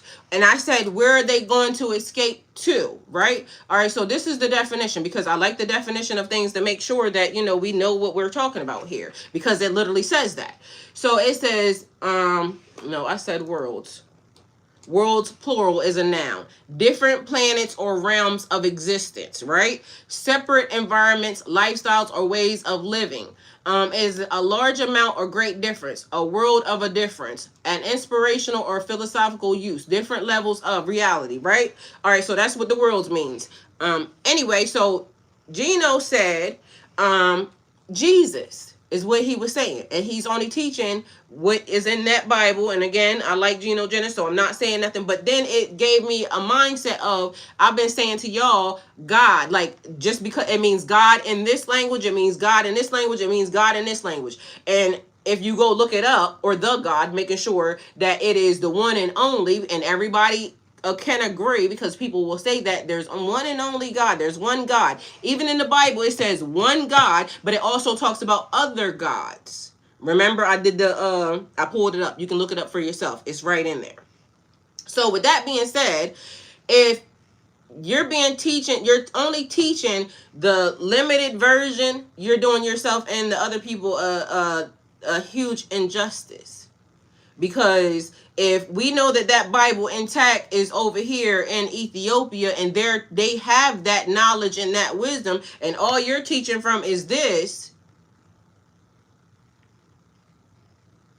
we already went through the other day, and I can pull it up right here too, about you're responsible for your education, your knowledge, your this, that, and the third. So now I see where the conflict came in at.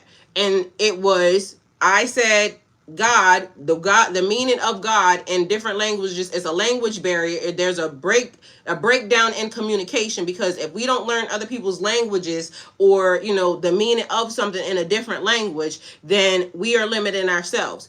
But the thing is they think Jesus is God. And I'm not going to, go into the conflict with that, because it says it also in the Bible that Jesus is not God.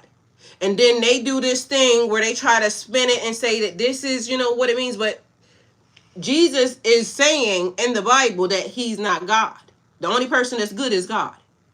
And you can Google that for yourself. It's right there. So why are you trying to say that Jesus, and then you're using the word Jesus, because that's the word that they're using as God? That's where the communication broke down at, because literally as I'm listening to it, I said, dang, I've been telling them that, but I've been telling them God, God, God, the one God. But when they're explaining it, this is the reason why they have the word. This is the reason why people get mad over the word Allah. It means the one God. Y'all are talking about the same exact thing. And then when we go back to the beginning, when right here, because it's right here, let me see. It's still on my table. And we was talking about not Jacob's ladder. Where is it at? It should be still right here. Jacob's ladder. It was right here. Let's see. It says,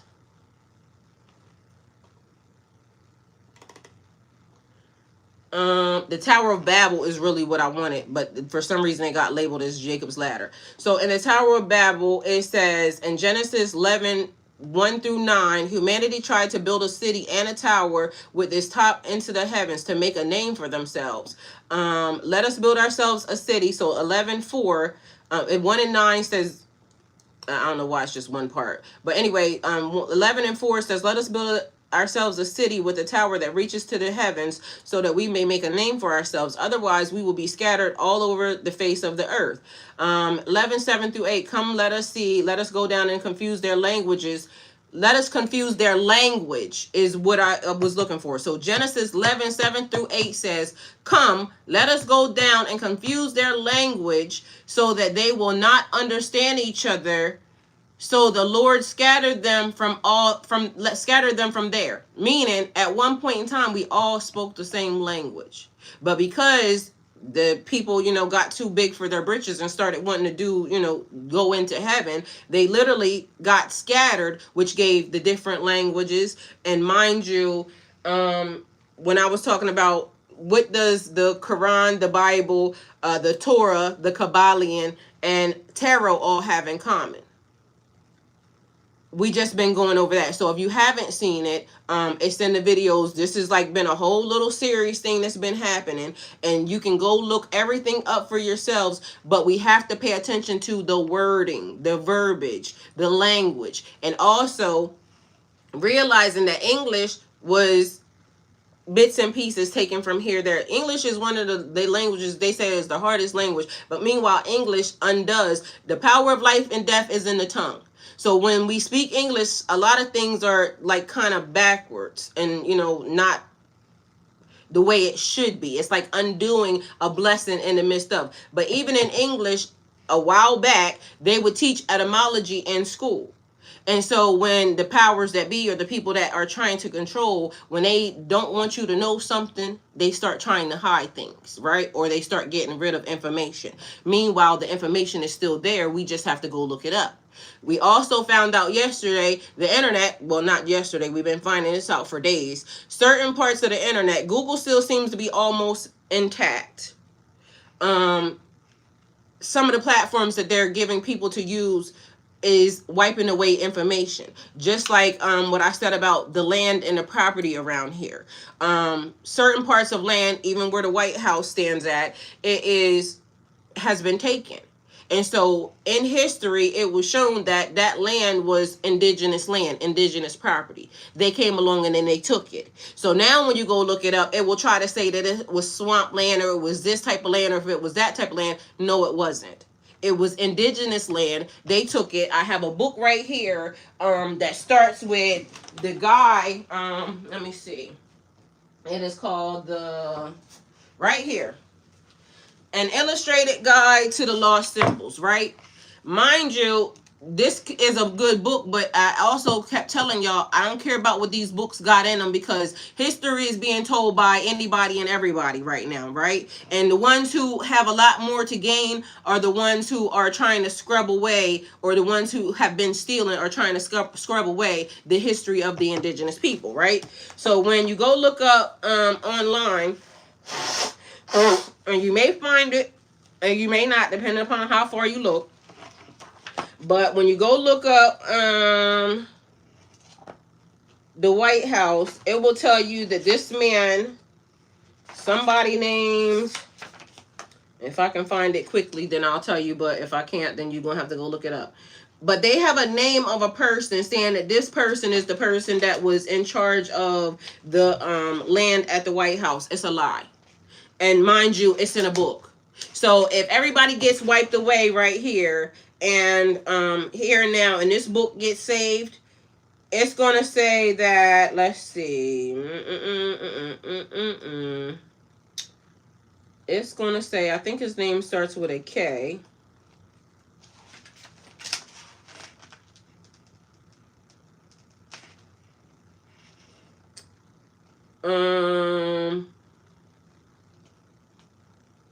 From the originated the great school of Kabbalism, that the marvelous system of secret, mind you, the Kabbalah is in here. Kabbalism, the marvelous system of secret or oral tradition of the Hebrews, a strong element in which had been introduced into our Masonic system. But I don't see the man's name in it. But anyway, if you go look it up, it's going to say that there was a man that was the owner of that land that the White House is on right now. They wasn't at all, period. It was stolen. So the White House itself they should be paying rent. Meanwhile, they done claimed some stuff, done built some stuff. Mind you, also, they will tell you that they don't use symbols and this, that, and the third, but there are actual symbols like astrological placements that are there, and this book tells you. So if it's a lie, it's right here. But it's a book. It's a good book. So some of it is, there's truth in even in some lies. But meanwhile, this is the reason why I keep saying to y'all, I don't care about none of them books that they give you too, because they'll teach you this, they'll teach you that, and everything else. Meanwhile, they start history at the stolen place. They don't take it all the way back as to what was on that land. I think I found somewhere in one of them that it said that it was swamp land, like nothing was there. But mind you, those people were using boats and things of that nature to navigate. There was houses there and all types of other stuff. And if you go look up some of the things that have been dug up, we had better stuff, and I'm gonna keep saying that. But anyway, back to the worlds, because why does in the Quran, and the Quran is the only book so far that I've seen, so y'all can look it up yourselves. I don't know about the Kabbalion or the Torah, because still been looking at it. They have to memorize it and recite it exactly as it is in its entirety, right? And they did that to make sure that it got preserved, right? And so, but the Bible wasn't that way, because we know that certain people were able to manipulate it, move it around, say this, take out this part, and do the things that, you know, they necessarily wanted to do to it. And it wasn't, frowned upon or looked upon, and it just kept being passed down. Mind you, old Bibles that people have in their family, probably, you know, belong to somebody else too, but either way, some people are finding old Bibles, and they're saying things differently than what the new Bibles that they're putting out even right now are saying. So history is being scrubbed away right in our face. Mind you, there's a lady, I already spoke about this too, go look at the videos, that she started actually documenting, and she died in 2012. So something happened in 2012 that was really, really fatal, only because there was no record keeper anymore. So don't know if somebody else started doing it, because nobody else was doing it, and her son turned over the documents and gave it to some museum or something like that. I don't know why he would do that and why he wouldn't take over, you know, but he don't have to. That's a big, you know, feat to, or something to take over, to continue to document news articles, news VHS and history, to make sure that they couldn't wipe away or adjust things and you not remember. Like this lady, what's her name? You can go look her up too and find her. Let's see where I'm at over here. Her name is, I don't like Bing. Bing gets on my nerves. Like, Bing is just the worst. Bing don't have nothing. And every time they want to be the first ones to pull up something.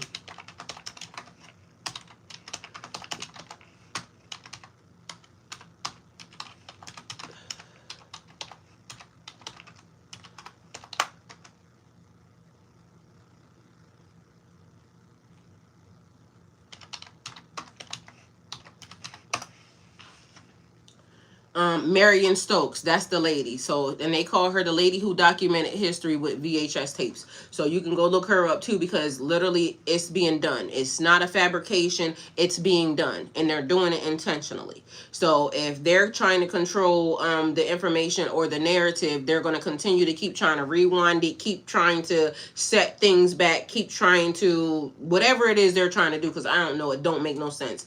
Anyway, when I said if they have all the money under the sun in the world, where are they going to run off to? But meanwhile, we got the Quran over here saying that there's worlds. Mind you, they're trying to also say, because the people will say, oh, this is a flat earth theory, it's firmament, it's this and the third. I don't even want to get into it because, you know, above my pay grade. But I do remember, like I said, NASA, when I was younger, going into shooting off rockets on a quite frequent schedule, supposedly, you know, going into outer space. I have also seen a video that I said once upon a time that they're trying to say that it looks like AI. They're trying to say that it's AI. I do not believe that it's AI. I believe that whatever happened, there is a astronaut, whether or not it be, you know, in the midst of or whatever, but this person looked like they got ate up. And even if somebody can say that that's an AI video, they got that image, they got that from somewhere. And the minute I seen it, I said it looked like one of them old astronauts. Mind you, it used to be a big thing. Like, I was alive when TV would get cut off. Like, there would be, oh, say, can you see by the dawn's early light? It would be the rainbow, you know, thing that was there. And it would be, and shh, TV off. So you was only allowed to watch TV to a certain point in time, because there was no TV after that song, that beat, that frequency, and that shh. It would be static. So if you ain't seen that, then I don't know what to tell you, but I seen that. What used to come on was National Geographic and you know, a lot of stuff, Archie Bunker and a bunch of other weird stuff. And then something showed up today, which keeps being a part of a freaking Mandela effect too, because, you know, what you talking about, Willis, whatever his name was. He was like the heartthrob of the women back then. So I remember the timeline that he shouldn't be here. But meanwhile, apparently he's still alive. But then the thing was, it popped up a video today, which again, conditioning. I remember a time when you couldn't show, you know, no skin on television. You couldn't say cuss words. It was controlled by the FCC. You're not allowed to do certain things, right? So then today something pops up on my phone and it's showing, what is his name? Well, I want to say, because it's Willis. It's, what is that little boy name? It's the brother, Gary Coleman. Gary Coleman was a child star back then, right? And it's showing a picture, a video. And mind you, I watch this all the time. This is how things are right in your face and you don't see them. Rituals and things of that nature, but it's the conditioning. And in my mind, I thought that they were showing us stuff like that to, you know, because do unto others as you would have them do unto you. So it's like the reversal flip thing of it. I thought they were showing it to us so that way we would know to be able to tell. Like, you know, this is predatory. So if this happens, you're supposed to be able to tell. Like, don't keep secrets. So like, to me, that's how I thought it was. It's like what I said with G.I. Joe. The more you know, the more you grow. I watched TV shows that gave us, lessons and things of that nature after that. She-Ra, stuff like that. Come to find out, apparently it was the other side of that, and this is how the mind gets conditioned to, see things. But again, depending upon who you are, because in my mind, it was stay away from that. But who knew that on another plane or other timeline, somebody was being groomed in a way to know that this would be okay. Anyway, long story short, is Gary Coleman, some other little boy, some white man that's over there, and it keeps being them, the face of Kill, Steal, Destroy. Take it how it resonates. Because they were the 70,000 men that was in those, conversations in that chat, talking about doing stuff to their wives, kids, the moms, and everything else. They was all one color, white. So anyway, the TV show shows the man telling Gary Coleman, and this is going to ring home because they talked about pizza. Mind you, pizza's in the file that this is what was being done. It's the weirdest thing. So that means all of this stuff been going back. All of them files have been from way back then coming up until now, and that's why so many, and that's why they need help trying to figure out whatever it is they're trying to figure out. Either way, Gary Coleman, the man tells Gary Coleman and the boy, the other little boy, we're going to have a good time today. We're going to eat us some pizza. We're going to take some pictures. We're going to have us a good time. All right. So as the boys are eating pizza, Gary Coleman and whoever this other little boy is over there, as the boys are eating pizza, the man now whips out, do you want to have some wine? Gary Coleman says, we're too young to have one. Oh, no, you're not. People in France, kids in France, or wherever the heck he said, I think he said France, they have wine all the time, and they're younger than y'all. Okay, so the boys are eating their pizza, and as we know now today, apparently pizza meant something. So the boys are eating the pizza. He now gives them a little shot of the wine, so they drink the wine. Then next thing you know, he starts taking pictures. Somehow, apparently, I must have missed something because then the one little boy don't have a shirt on. But we already knew where this was going anyway. So then he starts to, hold on. Before that, he starts to show the boys pictures of them being out to the beach and them doing skinny dipping. Hey, thank you for being here. Thank you. And then him skinny dipping. Very old Bibles, he scanned them and put them all online for free. I think I see him all the time. I think that's the one that I be talking to, but I think I see him on TikTok because he's also doing Swampland. Laughing my butt off. That's what they said it was. They said it was Swampland, but they lied because they just basically stole indigenous land and kept it pushing. So but yep. So yeah, I think that might be him because he's also doing like the artifacts and things of that nature. But I love everybody that's putting this stuff online. But y'all have to remember, pretty soon they're gonna shut us down because literally it's too much information going on too fast, too quickly. So that's another thing. So he shows the boys pictures of him skinny dipping. And so the boys are like, well, why you don't have no clothes on either? But he's saying, don't everybody look happy? So another, pedo is basically trying to groom some more little boys, but in the process, he's giving them pizza. I don't know how pizza became, like, mind you, I love pizza. One of my favorite foods. I don't know how pizza became the national anthem to, this, but here we are. Anyway, it was way back then in that show because that popped up today. And I'm like, I never noticed, or maybe I did because, that was so many moons ago. But at this point, it's been right in our face the whole entire time. So they wasn't allowed to show skin. They wasn't allowed to show this. But mind you, it's getting even worse because now I remember when the first cuss words started to be said on TV. I remember when the first, we showing skin and we having intimacy being recorded to the tune of what made me mad. And mind you, I love everybody, and I'm saying, people can do what they want to do, but what really ticked my nerves was when they started showing same I don't like that. And not because of the fact that I'm judging anybody or anything. To me, stop bringing the kids into adult things.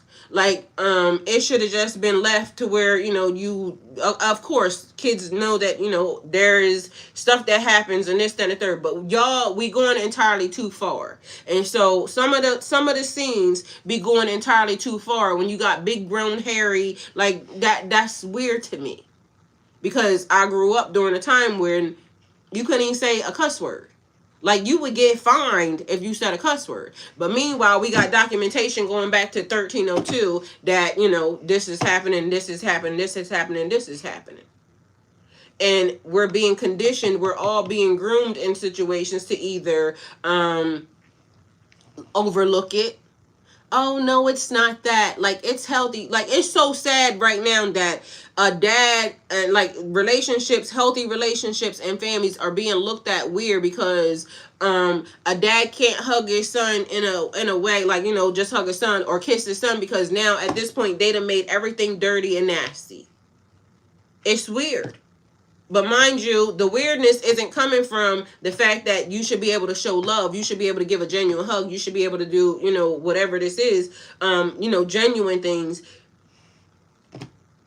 And then things that are being grossed out, because I don't know if y'all know or y'all seen it, but I didn't seen it. So at the end of the day, once it hits the internet, I don't like it. So there's a big grown man that is a pastor or something, and then he's now watching some lady's kids, and he's supposed to be the godfather, but her 16-year-old son, and the boy don't look 16 at all, period, is laying in the bed with this man. Like, your kids shouldn't be laying in the bed with no grown man that is not their daddy. Mind you, at some point in time, like, why is nobody checking this? And this is how a lot of things, like, they already tell you that with, like, what is it called? The psychology of, they already tell you these people prey on single mothers and this, that, and the third. Y'all already seen it. But meanwhile, when somebody calls it in, these people are not being actually guarded or taken care of because of the fact that the system is so overloaded, or the system is in such failure that the kids get put right back into the situation, or the system is so overloaded and the system is so messed up, they get put in a worse family home with some other people that's going to do the most ungodliest things to them. Like, y'all not ready for this to be, not a thing, like a thing of the past. Because again, in order for us to heal generations, and everybody out here talking about we are the family curse breakers, this, that, and the third, we have to now go 2-3 generations before we get rid of the taintedness. So how long before we start whatever's supposed to happen to get these mother suckers gone? But mind you, the thing is, God get them. Like, how is it gonna happen? What do we gotta do? But at the end of the day, a lot of y'all are happy to be in the system. Y'all just want everything to go back to normal. There is no more normal. The minute we cross that threshold and those files hit the airwaves, and now everybody knows this exists, this exists, this exists, this exists, this exists, there is no more normal.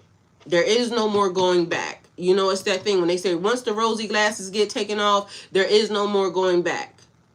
Ignorance is bliss, but also ignorance is ignorant. Because in the process of us being ignorant and not being able to see, there are so many children or so many smaller people or so many situations being corrupted, pillaged, damaged. Too many single mothers. We need strong fathers. Well, that's the other thing. And see, this is such a sad situation because the ladies, if y'all listen to the ladies are ready to go. The ladies don't care. Like, all the women that I keep hearing, the ladies, we just,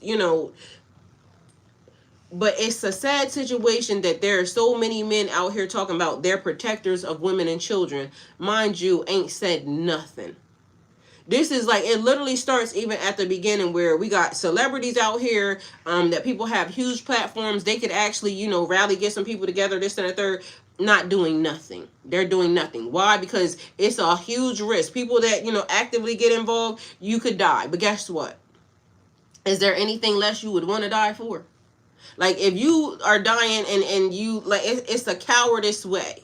And so they'll say, oh, I'm all for the, this, that, or the third, but you ain't done nothing. You ain't said nothing. That's for sure. I just recently took off the rosy colored glasses, and it's a lot to deal with. Yes, and so we have to remember that it's crevices that we haven't even overturned yet. Like, y'all mad at whatever's happening right now, but mind you, we already been said that. And I started this off when I said we got labeled as angry black women when we was already on go mode, because we saying what we gonna do about it. We gonna die for it. We don't care, because at the end of the day, if somebody don't change it, this, that, and third, it was almost like we got made to be small. We got made to be trampled on. Now people are saying, oh, we're not mad enough. We're not mad enough. No, y'all really not mad enough, because if you was, y'all would already have been going on go mode, because guess what? Y'all went to that place and y'all climbed walls for less. Y'all climb walls for less. Y'all climb walls for the thing. Meanwhile, also, it may just not be ready yet, the time yet. Why? Because the truth is still being revealed. And like I said, I ain't mad at nobody that's put in, the position of, because everybody wants to be mad at the nigga that's sitting up there, and they want to say that, he's responsible. His name is there this many times. Well, this is the other thing. You know how serious it got to be for your name to be put somewhere 1,000,000,006 times, and you be the only one that has the balls to do what you're doing to make everything be revealed? Because without him being there, guess what we would have got? A whole lot of nothing. And so people can be mad all they want, but I'm ready for the truth. I want the truth. I ask God for the truth. I ask God to get them. Get them in all ways, forms, and fashion. Whatever it is, they got to tank this system and take these people. Do it. Because at the end of the day, we cannot continue to keep going on like this, because your kids is at risk. My kids is at risk. Everybody's kids, everybody is at risk. And so in order for us not to be at risk, everything got to be uncovered. Everything got to be revealed. Now, if that lady got there, and mind you, that was another thing I didn't like, and I ain't vote for him. So just so y'all know, I'm not with it, because at the end of the day going to end, and God going to do whatever God going to do. Technically, a lot of y'all didn't vote for him, and he still got put there. So God did whatever God was going to do in order to get it there. So you can't be mad at how the truth gets given if you ask for the truth, right? And so if we asking for the truth, and we asking for things to be done in the real world the right way, then guess what? We going to have to go through some stuff in order for some stuff to get loose, some stuff to get shaken loose, right? So if the lady had got put there, you know what it still would have been doing? It would have been, instead of 6 million files, it would have been 9 million files, because she wouldn't have had the balls. They wouldn't have let her do anything. Like, it had to take a person that was strong enough to be able to strong arm the system and say, fuck them. I'm going to do whatever I want to do. And in the meanwhile, the trees are shaking. This is why all the information is just falling out. This is why I think, and he don't want them files going nowhere either. But meanwhile, the fact of the matter is that he did so much other stuff that it's just everything coming out the woodworks. Mind you, what I was getting ready to tell y'all is this. If y'all mad at just the stuff that's being seen, wait until the stuff that is in them cracks and in them crevices. Like, literally, the stuff that falls out here ain't going to be the problem. It's going to be the stuff that you're going to have to take a fine-tooth comb. This is the reason why I said that the delivery of them files was intentional. It's not enough lawyers on earth that could have went through them files the right way that it needed to be. It has to be the internet and the world basically helping with this stuff, because there's so much disgustingness that is there that has to be uncovered. And once they figure out these things, because it don't matter what is falling out. Like, this is just surface level stuff. Like, this stuff right here ain't got nothing to do with nothing. You can just see that. That's the tip of the iceberg. Now, when we start getting into stuff and you got to take a fine tooth or a needle to get up in that crevice, and this information right here start falling out, oh my God. Man, look. And it's a hole right there. Look. It's stuff in here you ain't even seen yet. So all the information ain't been given yet. So we got to get into the creases and the crevices. And when we ask for stuff, because literally in 2019, 2020, 2021, and 2022, when I'm sitting here saying, God, we wish to have all our stuff returned. Everything that they took from us, we wish to have it returned. Right here, right now. I want to be able to enjoy my life and not have to look over my shoulder. I want, people to be able to enjoy the earth, the mother nature as it is. And so when you start asking for stuff, then stuff start moving, because prayer does change everything. It don't matter where you're praying, where it's at, this, that, and the third. Prayer changes things. And so when everybody realizes that we have been in alignment with all the wrong things, and now we're coming into alignment with the right things, God, the one God, because everybody will come over here and say, there's only one God. Yeah, but do y'all not realize that in certain things that we saying, because literally when I looked up one of the other words the other day, I said I didn't like it because literally it said deity. Let me see which one of the words it was. One of the words that I've been telling y'all, I said, let's see, what does God mean in Spanish?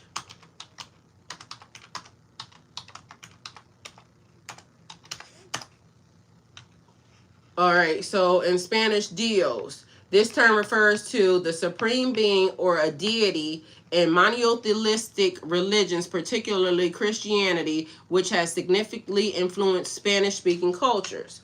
All right, so maybe it's here because the supreme being or deity in monotheistic, so let's see, it's Dios. All right, let's see what the other one was, because one of these ones, it literally said it, and as I was doing the translation, I said, I don't like that because French. You could be praying to anything and not even know.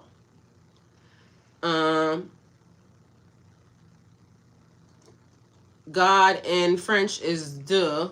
Here's a translation. What's the meaning? Let's see. Sources, de. It's D-I-E-U. Oh my God, in French, this expression is used to express surprise. No. So maybe it wasn't that. I think it's the Spanish one, because if I go a little bit deeper into it and then I ask in patois,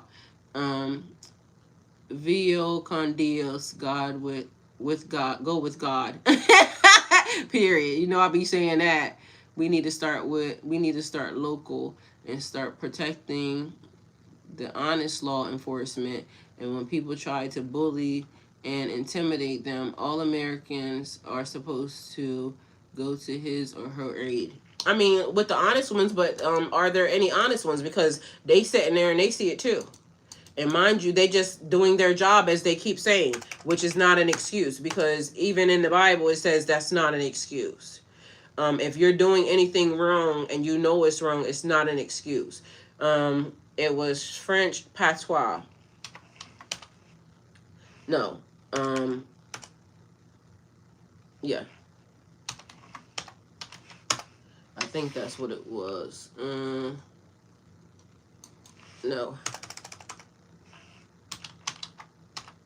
One of these languages, the way they have it worded in the definition is not right. Most High, no, Jah. The word is Jah. What does God mean?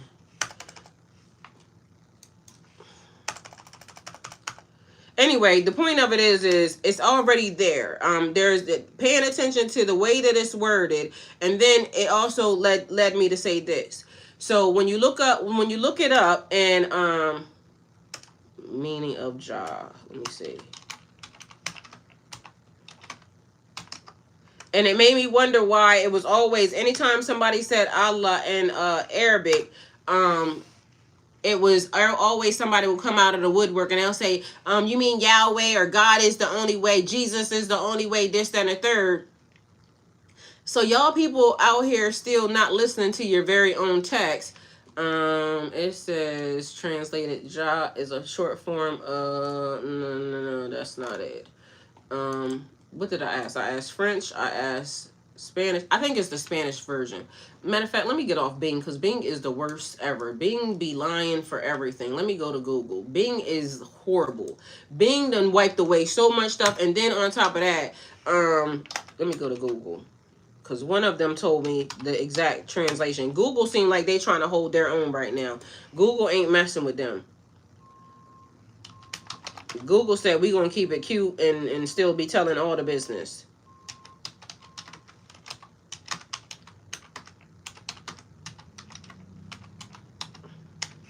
All right, so the other thing that I was saying was every time I hear somebody hears Allah, what they do is they go crazy because then they'll start writing some stuff down, but in the comments it's Jehovah. Jehovah's the only way. This, that, and third. Well, the only reason why y'all would be mad at that, if I'm talking about the one God, the one and only true God that is in existence, the only one, and you're saying the same exact thing, what are you mad at? Except for the fact that they're saying that Jesus is God. So this is the thing. If I wanted you to do something, or if I wanted you to stay away from something, or if I knew that something would be good for you, I would tell you that it's bad for you.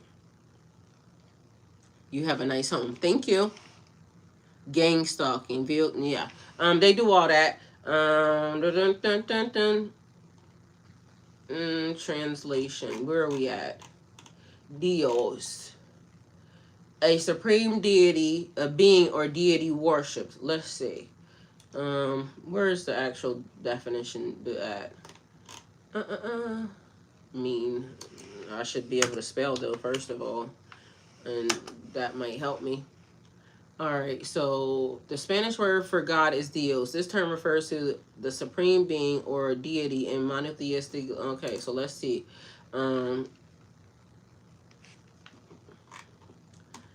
Mind you, I keep also trying to tell people, like, the devil, everybody thinks the devil is going to show up and he's going to be mean, ugly, and nasty.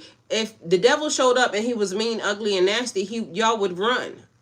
So the devil, being the devil, automatically knows to show up in something that you would like, something beautiful, something that you're going to be easily digesting. So that's the thing. Let me see. I don't know why none of this stuff is going right. But either way, one of the languages that I looked up, it wasn't saying exactly it being God, like one God. It was saying other things, like other deities. And mind you, let me see. I can look this up for y'all real quick. And y'all can look up all of this stuff for yourself. Because I don't want to be in charge of none of y'all souls. When you get there, you're not going to say, well, Tylishia told me. No, I did not. I told you to go look it up for yourself. Please and thank you. Don't mention my name at the pearly gates. I got my own issues to worry about. Period. Okay. So as all this stuff comes to me and I gotta look it up, and I'm just letting you know that this is what I saw, this is what I seen. You figure out what they trying to tell you about it or not. Where's the scripture?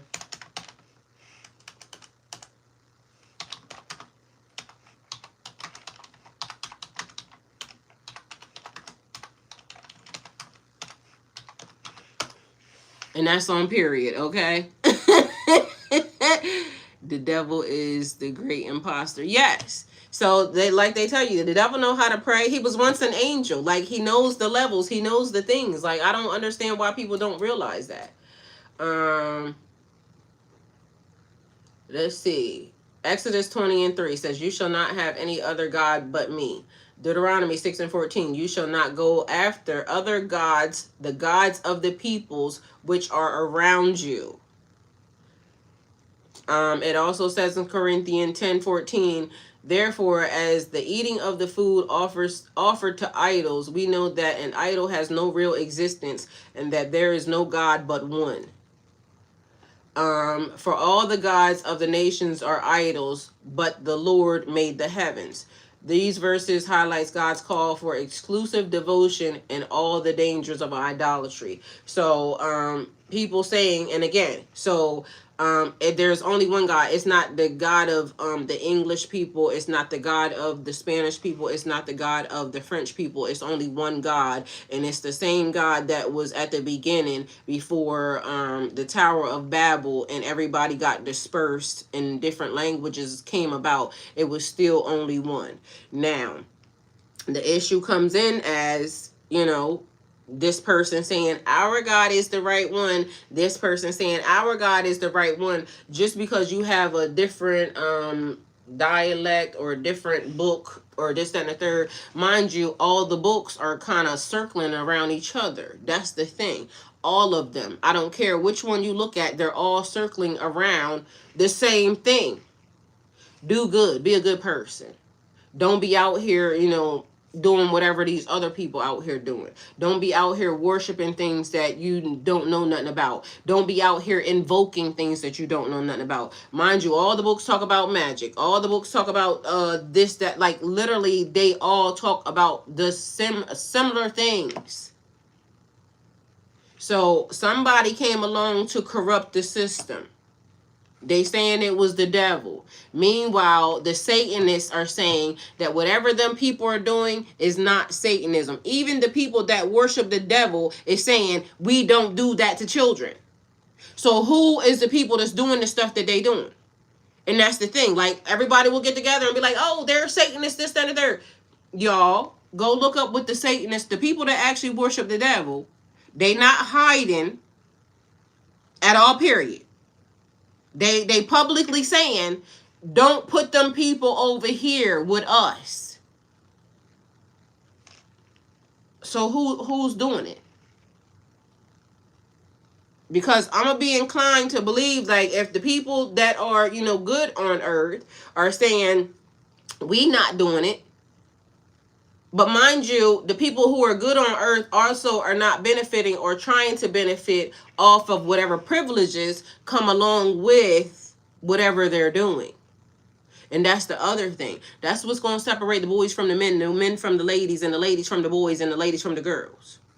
Because at the end of the day going to end. And if you benefit from, somebody else being hurt, or you turning a blind eye to somebody being hurt, as long as it's not you and yours, then you're part of the problem.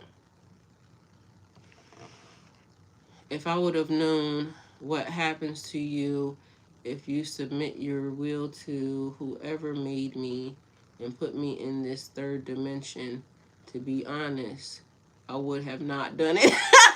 You sound like me. You sound like, because I said, how the spiritualist people always say, you have to sign a contract. You sign a contract when you come here. Everything that you go through, define your purpose and everything else. I clearly didn't read the fine print.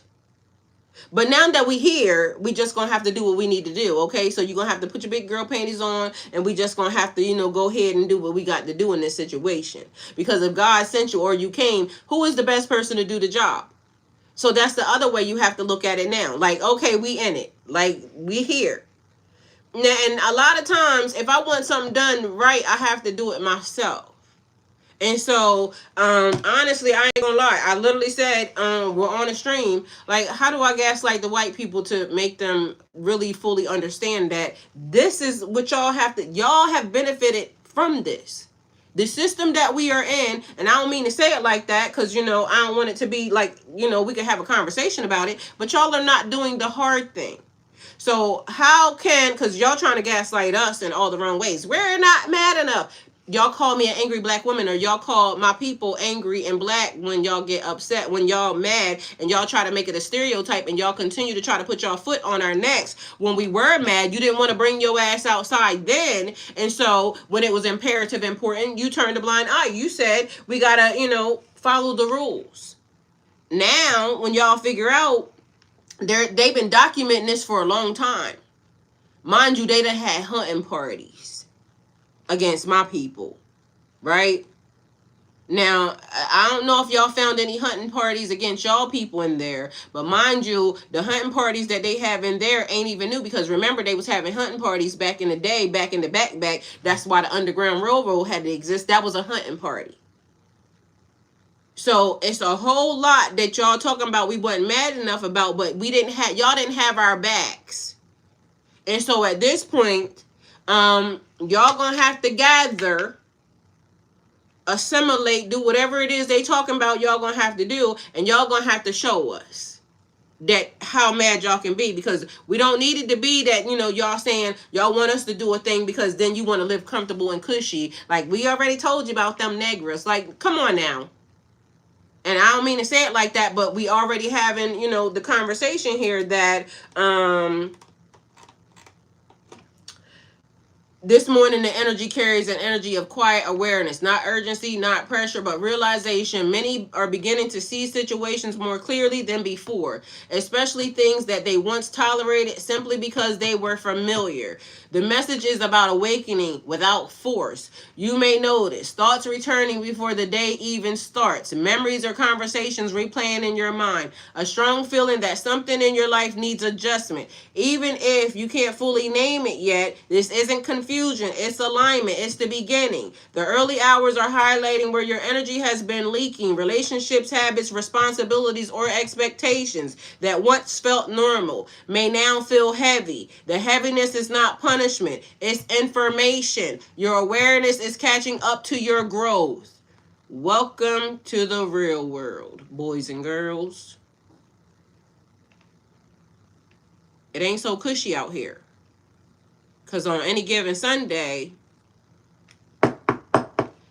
it could be something. You could be thrown on the floor. You could not make it home. You could, your kids could be subject to a school, da-da-da-da-da, anything. They said it's sure not cushy. It's not. And mind you, it's a beautiful world. That's the other thing. Like, why is it a certain group of people are wanting to make everything so traumatic? It is wondrous. It is miracles happening in the world. God is good. Why do I have to try to tell the world or bargain with anybody that I belong here? Meanwhile, God gave me permission.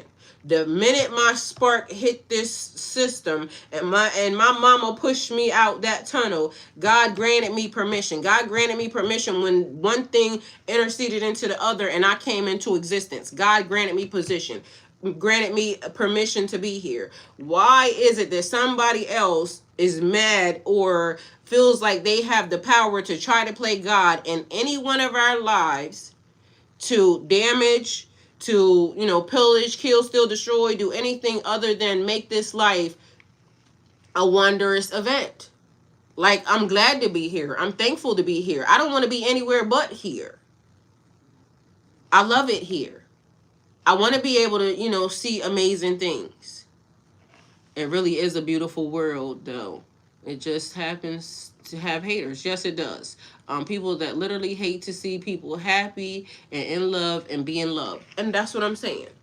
Like, I want to experience love again.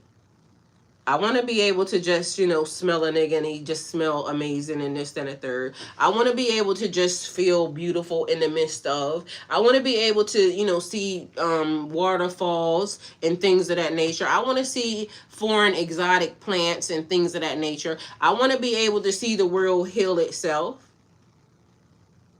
Like, the world is not ugly or nasty. It's the things like, it's like love. When I said yesterday, love is not hard. People make it hard. People make it hard. Love is easy.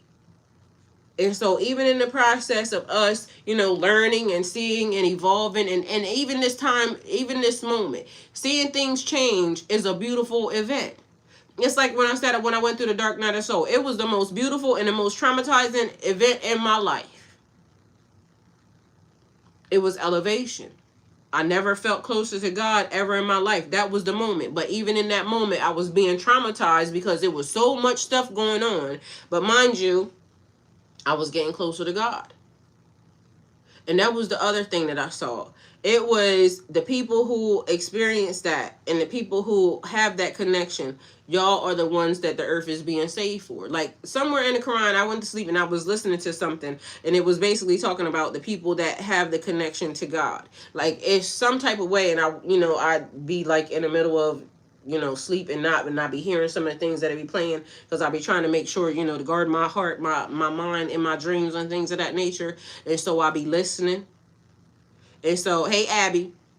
So I'll be listening to that. Hey, Papa Daddy, love you. Thank you for being here. And so in the process, don't think that it's just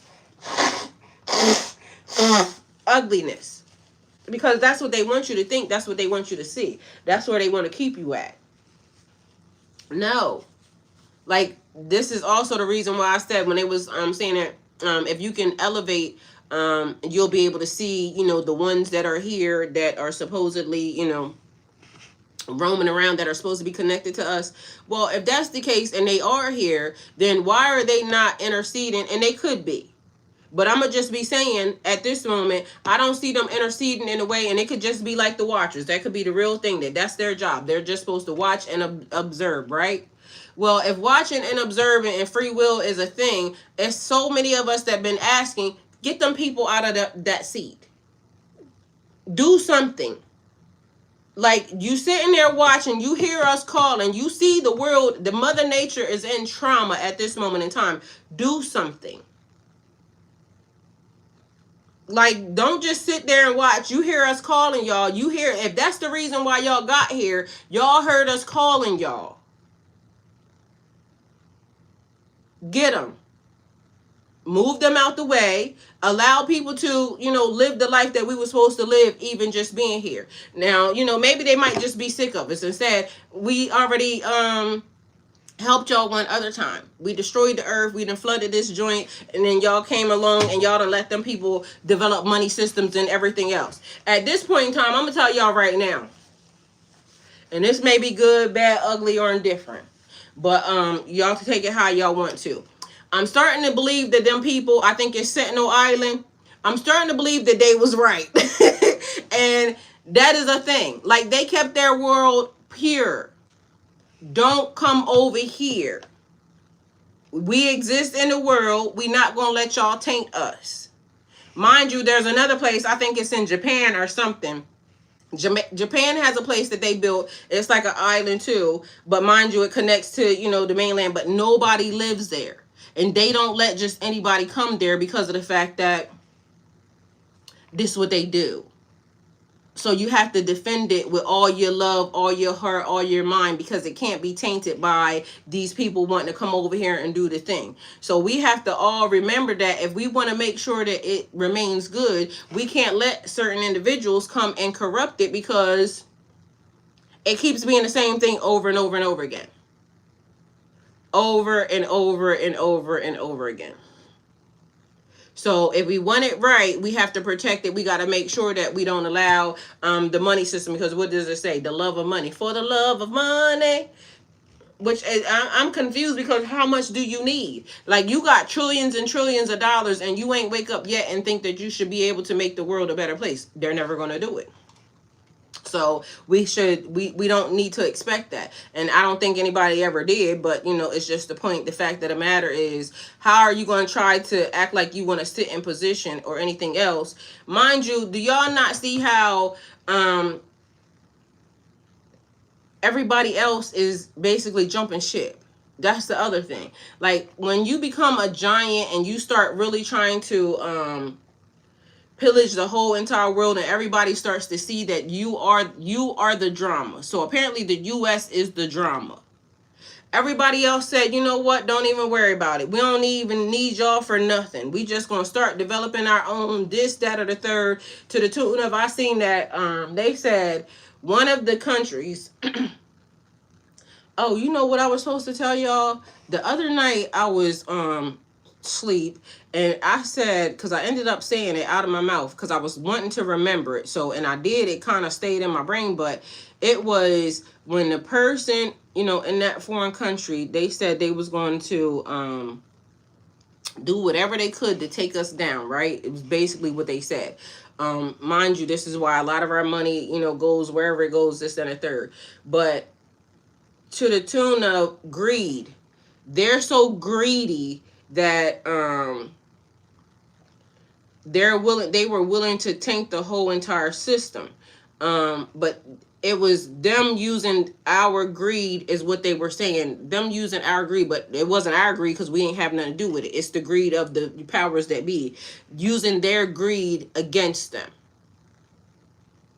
And that's crazy, because literally they followed the platform. That is so crazy that a person could set up a plan knowing that you would chase the money to the tune of you wouldn't care about the world at all, period. And they set a plan in motion, and these people fell for it. like that has to be the worst thing ever. And then this the other thing, not realizing how, because it keeps being a thing, they all fall like dominoes, dominoes. Whoever was the person that set this in motion, that came up with that plan, that they didn't like this place so much that they would use the greed against them, not knowing how heavily embedded this system is into other systems, not realizing it would topple everything. I don't like that. Because of the fact that you would think that if you are supposed to be, you're put in charge of something, you're supposed to be a leader, right? And mind you, you shouldn't be swayed by money. You shouldn't be swayed by, benefits and things of this nature. It was only supposed to be you being in control to make sure that the system was sustainable and that everybody flourished. That's what empires are built on. This is how you know that God approved. But mind you, everything is falling. That means God don't approve. That means going and get up out of there and you can get somebody else to do it, because that's basically what's about to happen. Because once it falls, somebody else has to do it, and you have to do it in a better way, in a better light. Otherwise, it's going to keep doing the same exact thing over and over again until maybe God get tired of us and be like, you know what, they don't need to exist, because they just is going to keep undermining their own selves. Mind you, I feel like we must be being punished anyway because of the fact that, and mind you, not really, but that's the thing. If every time we came back here, right? So if you look at Atlantis and you look at all of the, Egypt and all of the places that, before here now, right? The Tartarians and everything that everybody want to talk about. You look at all those civilizations, they all had better stuff. You mean to tell me now we out here building houses out of cardboard boxes and things of that nature, and like it seemed like every time it's like this is the Stone Age. They want to talk about the time when it was dinosaurs or cavemen and this, that, and the third, wherever part of the timeline that is. But meanwhile, then you look at all these places that got like huge buildings and all this beautiful stone masonry, this, that, and the third, buildings that are like just amazing artwork and things of that nature in it. And now we have they building houses out of spray foam. Like, that don't seem like a setback to y'all? Because to me, that's what it seems like. It feels like that's got to be a setback, because the Jetsons had flying cars and things of that nature. They got pyramids that moved and, rocks and things of that nature by, the grace of God. So we also see that there were things that were flying in, history and all this. Like, even when it shows the world fairs and things of that nature, it was grand, it was glamorous, it was like some of the castles and stuff that was built. And meanwhile, the houses are a representation, and the buildings that we have around here are a representation of our advancement. Mind you, some of the old buildings that they have are still old buildings from even before, but like something don't feel right about that. Anyway, here we are. The collective is being reminded that clarity often arrives quietly. Big life shifts rarely begin with dramatic events. They start with small internal truths you can no longer ignore. Like, we are the drama. We are the problem. So this morning asks, where have you been overextending yourself, over-explaining yourself? Where have you been carrying something that no longer belongs to you? Feelings, people, places, things. What feels forced instead of natural? This world feels forced because it's not the way it should be. There's a strong theme of reclaiming personal authority. Many people are realizing that they do not need permission to change direction. No, we can change direction. You cannot do something. So I've seen some people talking about March 7th or something. Like, I don't know what the gist of that is, but for some reason that just rang that, because one of the boys ended up saying, like, why are we waiting till this to do that? I don't know what the hell, but something that's supposed to be taking place. But do y'all realize that once y'all start putting dates and things on things that they know too? So do with that information what you will. I feel like it should just be the drop of a dime. Like, all of a sudden everybody get the message, go. Like, do what y'all will with that information. Unexpected honesty in conversations, a desire to clean, organize, reset the environment, emotional sensitivity followed by calm understanding, sudden motivation to start something you've delayed. Some connections may feel distant today, not because love is gone, but because your frequency is shifting towards authenticity. A lot of divorces taking place. Like, y'all got marriages, y'all got connections, this and a third. A lot of divorces are taking place because people are no longer respecting their partner. And when the respect is gone, the relationship is over. The message was men love your wives, and the other one was women respect your husbands. When you don't respect somebody, we can't be together, because at that point it's, you know, whatever it's going to be. And men need respect and women need love. But men need respect and love, and so do women. They both need both, but also coming into wholeness and oneness with yourself. You're now understanding that, like, this person ain't going to protect you no way, because they're not coming to the call. They don't hear it. They don't feel like it's necessary. Like, I don't know what's in some of these people's caveman brain, but it looks good and it sounds good to say, I'm a protector of women and children, but meanwhile you stand idly by and do nothing. Move slowly if you can. Pay attention to the first thoughts that you have upon waking up. They often carry the clearest messages before outside noise enters. So do one small action that represents self-respect, setting a boundary, finishing something that you that is unfinished, choosing peace instead of reacting. Small choices today create larger alignment later. Collective reminder. You are not behind, you are not late, you're noticing, and noticing is the first transformation. The morning energy says what you're beginning to understand now will free you later. The truth shall set us free. And we not all the way to the final moments of the truth, but I feel like we're also getting there, because now we got leaders from outside countries now giving us information. Man. You heard of Greg Brandon. He is a scientist, and his research shows science and spirituality are one. We all have special abilities we need to tap into before they find a way to block our divine connection. Well, Terrence Howard already been telling us a whole lot of that, but meanwhile they keep blocking him because he's black. Like I said, we started this off with hard things that we need to talk about, and the hard thing that we need to talk about is people will ignore stuff up until a white person says it. And so, again, that's not new. That's already been given. And it's another thing, like, people are starting to get really, really mad and upset because I seen the Asian people keep talking about appropriation, things of that nature. Like how but this is what they're doing even in history. Like I said, with this book, they always try to, wash everything away, turn it into this person created it, and it's a white face. It's not a black face. It is the kill, still, destroy effect. So take it how it resonates.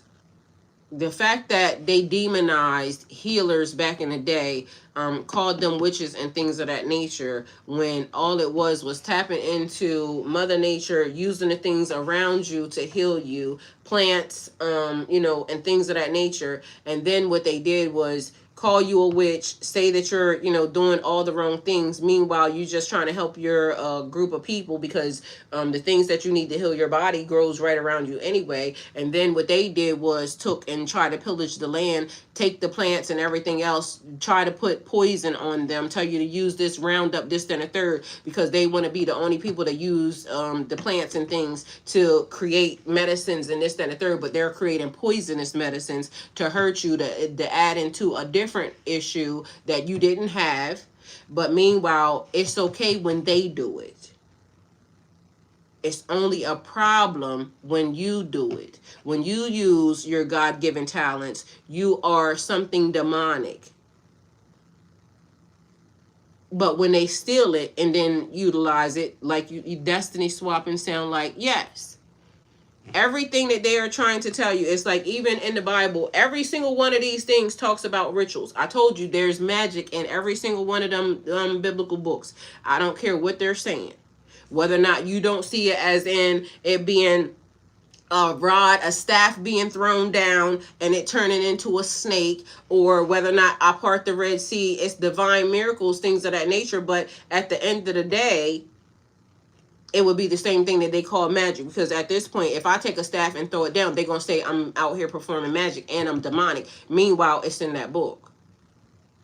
if I predict the future and anything that I said comes true about well, we already know about the shaking from the earthquakes and things of that nature. But if everything happens and a little island, is deliberately destroyed, somebody's gonna be calling me saying that I'm possessed and this that I done already heard it before, because I done said some stuff and people say, how do you know that? Then it happens. Now all of a sudden I got people in my inbox saying, you do know that you could be possessed, this, that, and a third. Fuck you, because I don't know nothing but God. And if you mad at the fact that I said fuck you, stop talking to me. Stop talking to me, because you don't have to care about nothing. I could be demonic over here all by myself. I ain't done nothing to nobody. I ain't went out my way to do nothing to nobody. But if I go to church and then they can control me, all of a sudden I'll be the best prophetess in the world, because they want to be able to label me. They want to be able to control me. I'm not allowed to just be able to have natural God-given talents because they're mine. God gave it to me, and me allowed to just be able to help the world the way I would like to because I'm listening to instruction. They will tell me, because I had somebody just tell me that ain't God. Bitch, how you know? Because you want to have to try to be in my brain, but also people will be jealous over things that you can do that they can't do, because why does this person have that gift? Or you're not allowed to practice that because you're under this religion, this, that, and the third. Well, guess what? You and that religion can kick rocks, because God's still going to love me at the end of the day. That's why I don't really subscribe, because it's always a thing for them to control. I'm already under control. God's control. Otherwise, I wouldn't be allowed to do it. God would kill me today, last week, last month, 2 years ago. I don't get the luxuries that a lot of y'all get running around here doing a lot of BS. I don't get that luxury. I get my head knocked off real quick. I believe if Jesus came back, people would not be welcoming and probably harm. I done said that already. Literally, if God came back right now in God form, and God said, I am God, not in no other form, not in Jesus, not in nothing. If God came back right to this day and started performing miracles around here, oh, the army would be here.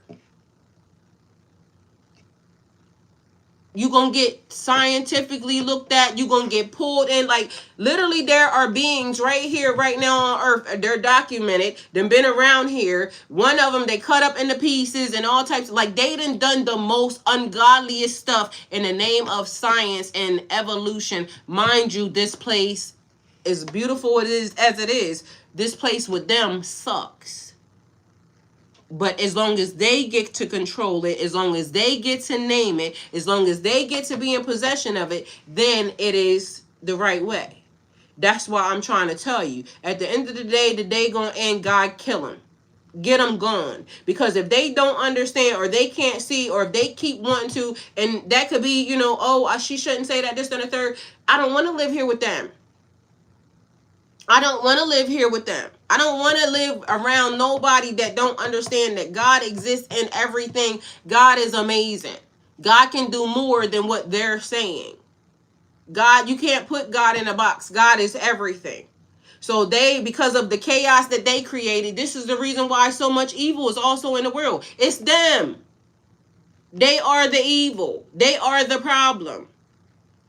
Without them, everything would be so much better. Because guess what? You ain't going to be out here eating no little ones. You don't even find that appealing. I just watched a video, and they said that this person that was doing this video is one of the CEOs from that Golden Arches location. This person looked like they was disgusted by the food that they sell. And if they don't eat it, why are we? If they don't eat it, why are you feeding it to your children? And if they don't eat it, why do they think that they should feed it to somebody else? This is how nasty these people are. Because at the end of the day, if I cook something, I'm going to be looking forward to eating it myself. Because it's going to nourish my body. It's going to give me everything that I need to do. Because guess what? I'm putting love and all my energy, my goodness in it. They don't want to eat their own food.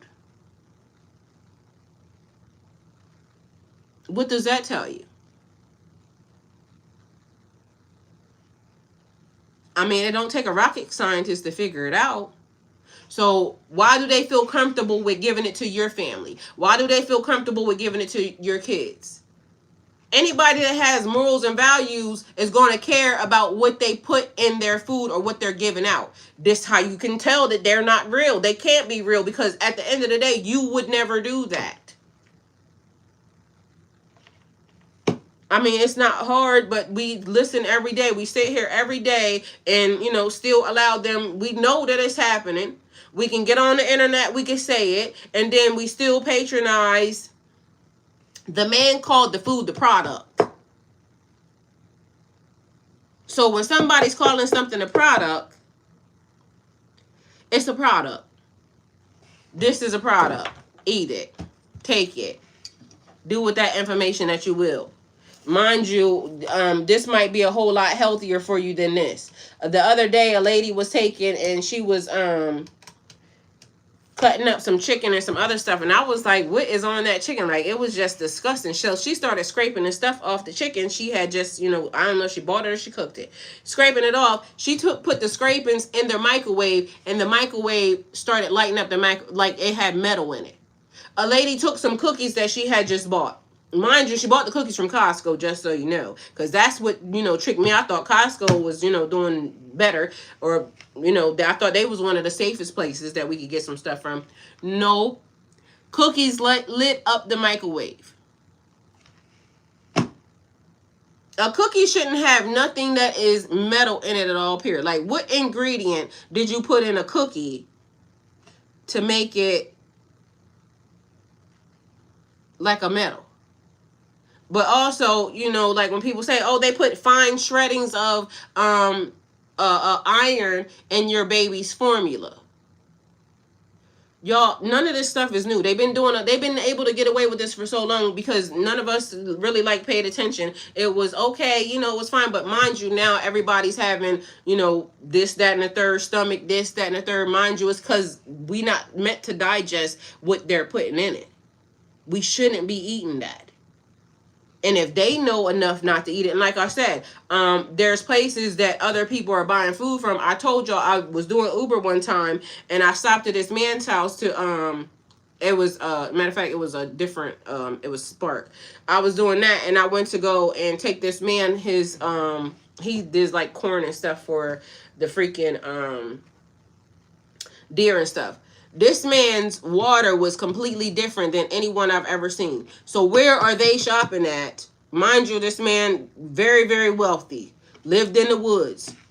In order for me to get to his property off the road, I had to drive through and go up into the woods and everything else. Beautiful piece of land. Had anything and everything back there you would want to have and love. Mind you, his water, then he kept, every time I came back there, I don't know if he was requesting me, but literally I would go to this man's house to deliver his product every time, and every time he would be like, oh, you want some water? This, and one day I was like, yes, it's not the same water as what comes from a Walmart.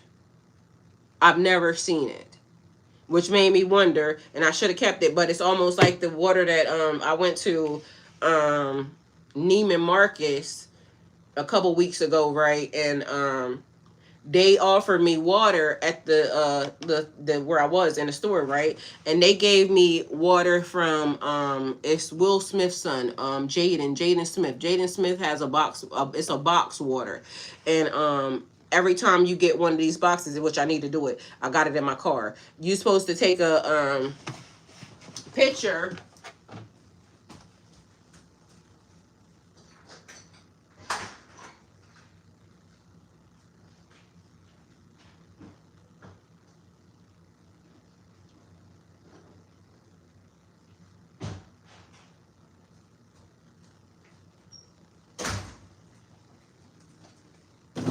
Oh shit. All right, so it's literally called box water, right? Mine just water still in here.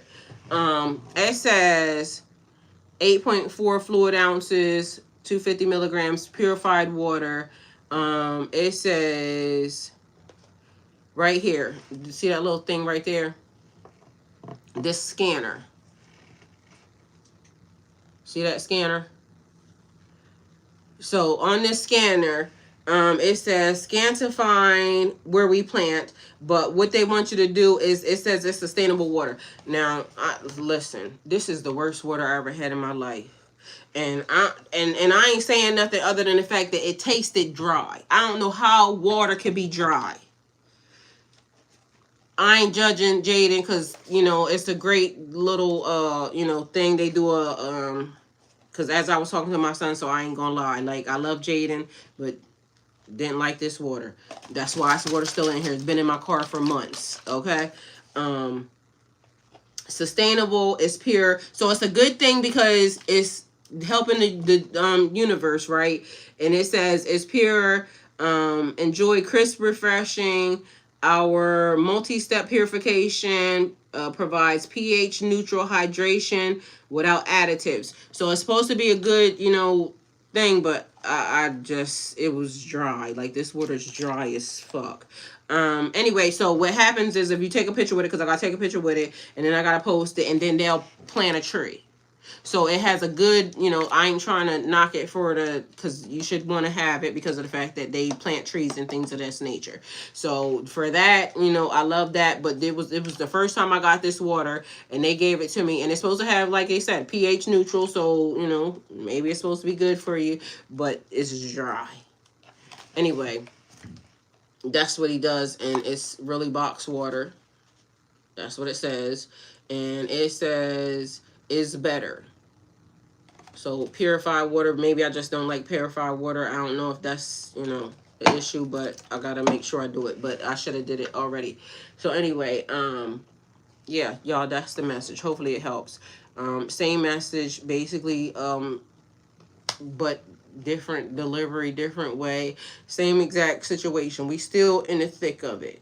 And until we all realize that it's going to take everybody, to come together, understand that we have differences. At one point in time, we clearly must have been the same, because, those stories and everything is surfacing. It's here, it's there. I read from all the spiritual books. Me too. Like, literally, that's what I'm learning, because at this point, everybody wants to think that they are better than, and this, that, and the third, but meanwhile, everybody took from everybody. And on top of that, if the one true thing, if the key thing is, even from the Tower of Babel, and like I said, I keep pulling whatever is the key important thing out of it, right? And so from the story from the Tower of Babel, if everybody spoke one language and everybody was able to get along at that point in time, and collectively decide that we was going to create a ladder or a tower into heaven, and God felt like y'all don't need to speak the same language because of the fact that y'all getting together and y'all doing the wrong thing, maybe we should figure out not to do the wrong thing. But also that means that everybody that was relative or related at some point in time, these people over here, these people over here, these people over here, we're still connected. But if we're choosing to want to argue amongst each other and this, that, and the third, we're never going to get to the whatever the ascension process is. Meanwhile, they're telling people that y'all ride is already here. So everybody that wants to get off this planet, y'all ride is already here. They're saying that you just have to get to an elevated level to ascend and grow. I'm just gonna say, I wasn't asking for no ride. What I was asking for is, God, get them. Like, I would like to enjoy Earth. I want to be here, but I don't want to be here with them. So take them and get them, like, take them and drop them off into whatever other world you can do it. Drop them off in wherever, because I still want to enjoy the earth. So if that's a possible solution and my free will works, the way I want it to work, then please get them gone. Take them in their systems and put them wherever, let them do it. Like, honestly, like, the real thing would be, take the ones who all have done whatever it is they done, and the ones that created that system, put them over there just with them. Don't give them no extra help, no extra nothing, and let them figure it out. That would be a science experiment I would like to see. Because then it's going to be exactly what they try to do, because they never going to change their mindset. But now all of a sudden, the people that thought that they was exempt, they'll start to show them, She said drop them off. Yeah, drop their asses off. Like, send them to another world where it's just them. Like, don't give them no help, because they're, and people that want to go with them, like, you can give them because pretty soon they'll be enslaved. But literally, we don't need them to have extra help. Like, it needs to just be the ones that thought they was the elite, and that's not elite, because if you look up the word elite, it don't mean them. They are common folk. Take them, the ones that think they are elite, and only them.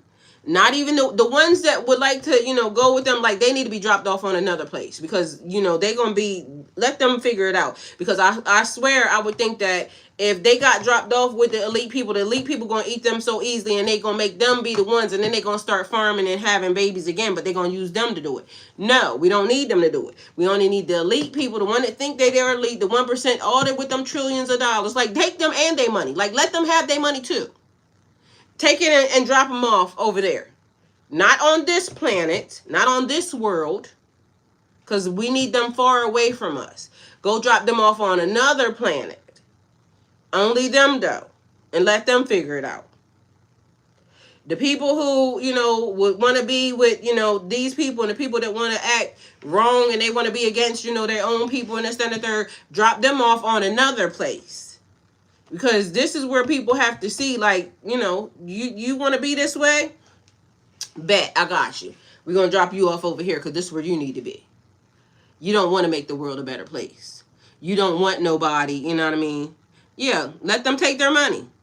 Let them take their money. Like, we don't need that.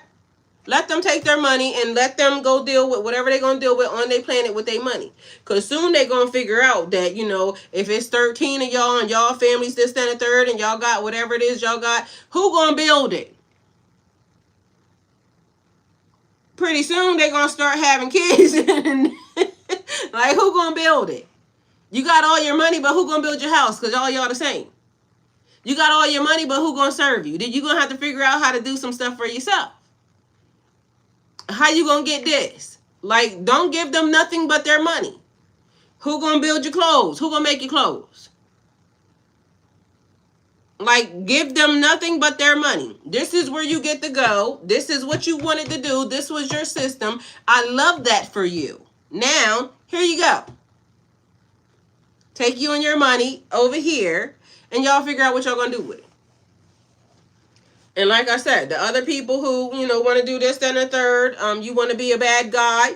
It's like the people who do stuff that, this, that, and the third. The people who do that, drop them off on another place. Because you like, touching on stuff. You like being aggressive. Let me drop all y'all aggressive asses off because y'all want to take this. So drop them off over there. Okay? And don't give them nothing but their aggressiveness. Take that with you, and then y'all figure out how y'all gonna do that. Pretty soon, y'all, bet y'all come back. It's gonna be niggas around there that thought they was very aggressive. They gonna have their shirts tied around like this. They gonna be walking, give them their wonderlands. Sometimes the best way to fix a person is to give them too much of what it is they ask for. Oh, you like it? Good. Going over here. You want to be out here being this? Let me go ahead. You know how when I told y'all that there was a thing they was going around and they was asking the ladies, they said, would you be on an island with a bunch of ladies? Now, I'm going to just let y'all know that I don't like that because, I want to be with the men and the women, right? But if it was a choice and it was either this or that, I was going with the ladies, right? But I don't really want to live on no island with no whole bunch of bitches either because, I love y'all, but I really don't like too many of y'all. All right. So what I need to be is with the people who are, masculine and feminine, the same exact way as I am. When I said I want to be around the people that, do this and they do that. And they that's what I need. I needed to have a healthy balance of masculine and feminine around here. Now, all the ones that want to go live with a group of women, send them on to, their side. So if the people is listening and y'all here, y'all trying to figure out how y'all get ready to divvy up the next systems and simulations and this, that, and the third, if I got any choice in it, this is what you need to do. Give them what they asking for, okay? Because sometimes the very way you figure out that you don't like something is you have too much of it. Because I don't know how, even the ones, the iffy wishy-washy ones, like, when you know you was, sweet, But you trying to act like you want to be over here with the people. Nope. If you got the secret, in you going over there with them. Okay? Because no. No, thank you. If you just, whatever, like, I'm telling you, like, this how it need to be divided. I can almost guarantee you them civilizations will be up quick too. They'll find out those elites, oh no, we do not like it over here. We're gonna be nice people. We'll figure it out. We'll figure out how we gonna not steal. Nope, we don't want it back. We do not want them back. Thank you. Because guess what? I can almost guarantee you my group gonna build. We're gonna have some fun. We're gonna do some extra stuff. We ain't just gonna be, not doing nothing. We're gonna make sure that this gets built. We're gonna go to some waterfalls. We're gonna be, having some good food. We're gonna garden. We're gonna do all of that. So I think that, the people that are like me, I think we'll live and we'll live great. So God, take them other ones and do whatever. The kids will be safe. I can promise you that. So there's that, because all them other people will be over there. See what I'm saying? So I'm not opposed to, men and women living in civilization together. No, I'm opposed to all them aggressive ones that seem to think that they gotta be the boss and you gotta listen to me, woman. You want to put your hands on somebody. No. Before you get this, you should take that. Please and thank you, because we don't need that. And will without confusion. And period. So can we please get this planet together and get it right? Like, this the one we gonna take, though. We gonna take this planet. Send them to whatever else that, they got going on. We should not be ejected when we didn't do nothing wrong. Take them to a different area, whatever the worlds are or wherever that's got to be. Deal with them in that. We're not gonna be out here building businesses, what's they called, the ones that create all that smog and all that. We're not gonna be doing that, because we don't need that. It's many efficient ways. Y'all, I just saw a lady, right? It's a woman. I don't know where she lives, but she is the last living survivor of a person that knows how to spin silk from the ocean, right? Off of these clams. So it's like some type of hair. And mind you, she creates garments and stuff that are like, because it turns into some type of gold like color or whatever, right? Got passed down 25 generations is what they said, right? And so she won't show nobody else, because she already knows that if it gets passed on to big business, it's going, hey Kevin, love you, thank you for being here. She knows that if she shows it to big business, it's going to kill whatever species of clam or something that is. Mind you, she don't go and kill the clam. She goes and down there and she just cuts it off and she leaves the clam there. And then she uses it to spin these beautiful, garments and things of that nature. I was like, now see, mind you, the lady won't show nobody because of the fact that she knows that she is the guardian right now of that species of sea, whatever that is. Because otherwise, they'll pillage it. Because everybody gonna have the latest, whatever garment that is. And mind you, that material is scarce. But her family taught her how to do this, and that's what she was doing. Like, that is so crazy that, certain things are dying off because these people are so nasty. That's what I'm saying. Take them elsewhere. That way things can go back to natural and normal. That way the plants can flourish. That way the bees can come back. That way the gardens can be done the way they need to be done. That way stuff don't have to be like over in excess of. So if y'all trying to figure out the separation product or process of this, take them people to be with the people that they want to be around. If you want to be that, go on and get. Like, have at it. Good day. Well, she don't trust nobody. There is no more family, and hell no. She said no. Like, they took an oath. It's weird. It's funny. Not weird. It's funny because they know that they are the guardians of this thing, and they took an oath to make sure that they protect it.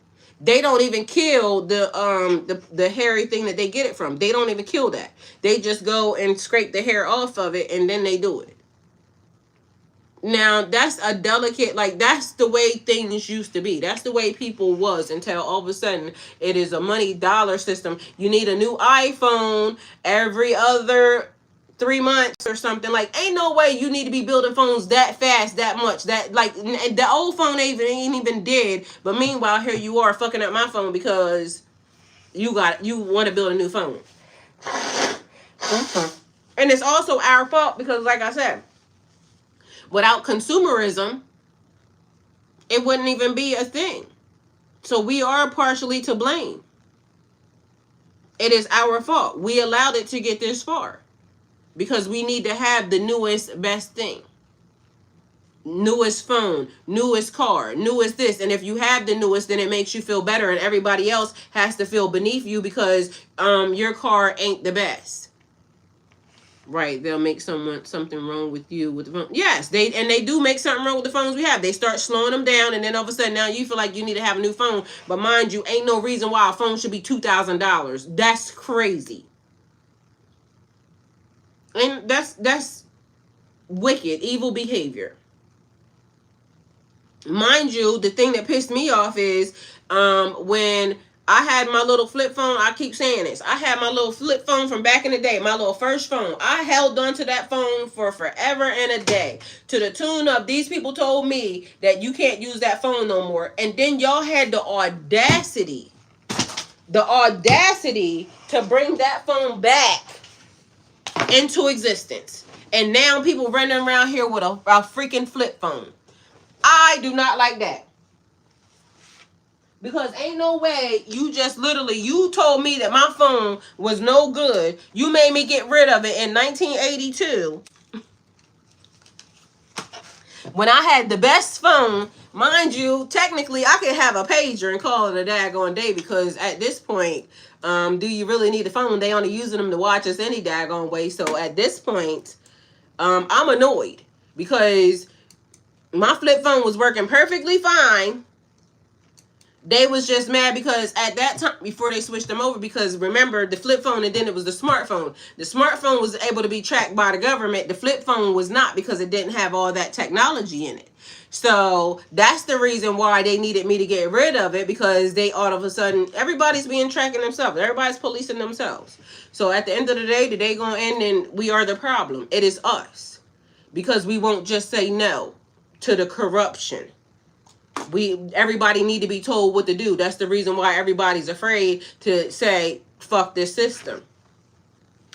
I think what we're witnessing going through right now is the darkest before the dawn. Strongly feel we're about to reach a threshold where, much like yin yang, where the mostly dark place with a little bit of light.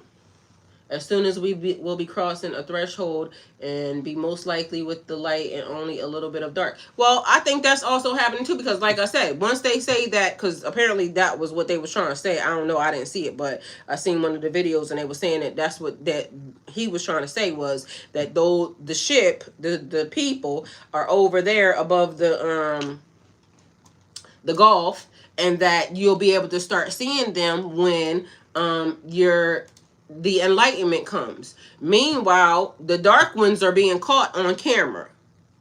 So, like I said, I ain't asked for no ride. And if anybody need to go, it need to be them. So, I get it that, you want to ascend and this, that, and the third. And I don't want to go. Take them. Like, it's easy. You can have the ones that's creating all the problems, because I want to be able to venture the world. Like, I ain't seen enough of it yet. Take them. They don't like it here. Clearly, they don't like it here because they doing all the worst stuff.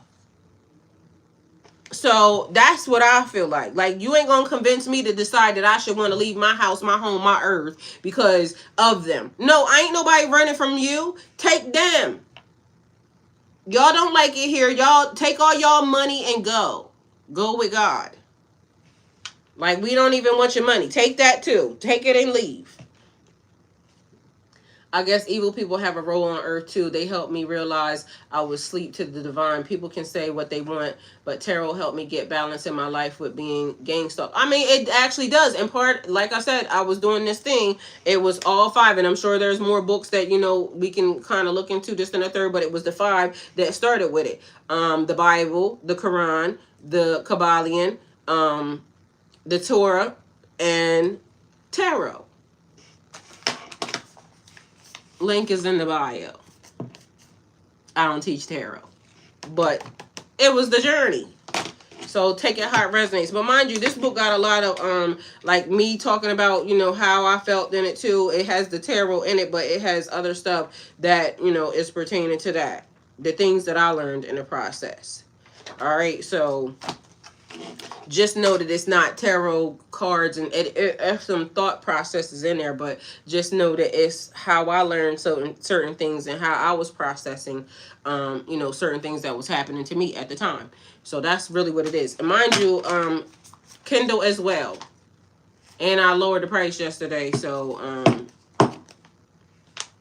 it's for the Kindle version. Actually, it wasn't that I lowered the price, it was that I had, when I did this in 23 or 24, and so when I uploaded it wrong, and so I had to go back and readjust it so that way it would go to Kindle the way it should. And so I had to do that yesterday, which actually didn't lower the price, but it's on Kindle too. So if you have Kindle, then there's that. Anyway, click the link in the bio. All right. But it says the title was Something Hidden is Being Revealed. To the collective. You needed to hear this today, so don't ignore it. So something that it's even paying attention to the smaller things. So over here, the thing that I did yesterday was Earth School, right? Let me see if I think I read a part of it to y'all anyway, because that's another thing that is like stories about the way I saw or was able to kind of get through certain things too. So I don't know why, and maybe it's not as conventional the way people do it. So it's called Earth School, Lessons in Everyday Life, Stories and Thoughts from Life's Classroom, right? And so, like, let me see if they'll let me pull some of it up because I'm in it. Oh, so the other thing is Embracing the Sacred Journey Within. So if you haven't seen that, I thought that was cute when I did that too. So mind you, none of this stuff is long. It was when, you know, I was just trying to figure out how to, it's my own little voice, like, you know, sometimes just trying to figure out how to get certain things out or say certain things, and, you know, it may help, it may not. Either way, let me see if I can go here. Is this going to help me get anything? Because if you open it, it'll show you only a portion of something. Let me see if it'll show you. Excuse me. Like I said, the one is only 12 pages long, so it's not a long read. It's just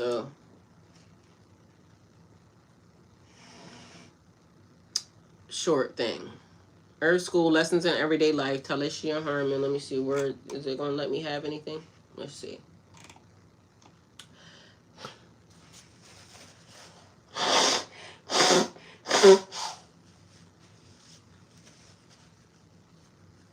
Excuse me, y'all know my nose be snotty. I told y'all I definitely be digging in it, so don't judge me. All right, I think So, introduction. Some moments in life feel ordinary while they're happening. Waiting at a stoplight and suddenly noticing a sign that message that you passed 100 times that you never truly saw. This was also a reminder. Remember I told you I went past that building and it said, I done drove past this building 1,000,006 times, and it said crematorium. I didn't realize there was a crematorium right down on the side. Yes, it's written in some of our oldest known some known to us ancient texts, as I believe it has to do with the changing Kali Yuga that's coming up like the next 1,000 years. Yes, don't quote me on that. All right, some moments in life feel ordinary while they're happening. Waiting at a stoplight and suddenly noticing a sign with a message you passed 100 times but never truly saw. A conversation that you can't quite forget. like one that feels like confirmation of something that you were already thinking or just had spoken about. Sunlight slipping through a window at exactly the right moment, shining on something in a way that feels like a message meant just for you. Most of us move through these moments without thinking much about them, yet somehow they stay with us. Quiet, gently over time, they begin shaping how we see ourselves and the world around us. This book was born from moments like that, not from major life events or dramatic turning points, but from everyday life, the kind we wake up to, the moments, experiences, the pauses, the lessons hidden in normal days. The idea of Earth School is simply life itself is like a classroom. Every experience teaching us something. Every situation reflects something back to us. Even quiet moments have something to say if we slow down long enough to notice. These pages are not meant to give instructions or final answers. Instead, they offer reflections, small stories, and observations gathered along the way. You may see part of yourself here, or you may simply pause and notice something you once overlooked. There's no right way to read this book. Open any page, take what resonates, sit with that in a moment, and let it mean whatever it means for you. So, chapter 1. It happened on an ordinary afternoon, the kind of day that doesn't feel important while you're living it. Traffic was heavy, moving in slow waves. Stop, roll forward, stop again. The rhythm felt almost hypnotic, the way long lines of cars can make something time stretch and blur. One time, I even drove all the way home and didn't realize how I got there. Y'all, like, and I done that so many times and not even realize it. Realize how I even got there. As if I was on autopilot. Engines hum, brake lights flickered across the road like a quiet language everyone understood without thinking it. My hands rested on the steering wheel. My mind drifted between small thoughts, errands, conversations, things that I needed to remember later, and whatever was playing on the radio. Nothing urgent, nothing remarkable, just another drive. Then my eyes landed on the car in front of me. At first, I wasn't even fully aware of what I was looking at. My gaze settled there, the way it does just when you're waiting for the light to change, and then it registered the license plate read 1111 Moon. Something inside me paused, not loudly, not dramatically, just a subtle stillness, like the world softened for me just for a moment. The noise of the traffic and the radio faded into the background. It wasn't that I immediately understood what it meant. It was a feeling that when it first arrived, a quiet awareness of life had gently tapped me on the shoulder and whispered, pay attention. I noticed my breath slowing. Mind you, this comes from The Power of Now. Like, The Power of Now is such an amazing book. Like, when you start to change and you start to realize, like, be mindful, be thoughtful. Like, even right now, I don't know if y'all can hear that clicking, but it's a thing that I started to do after The Power of Now. And the way it teaches you is to feel. How does the air feel around you? What is the smells that are happening? What sounds do you hear? What do you notice? Even like out of the corner of your eye.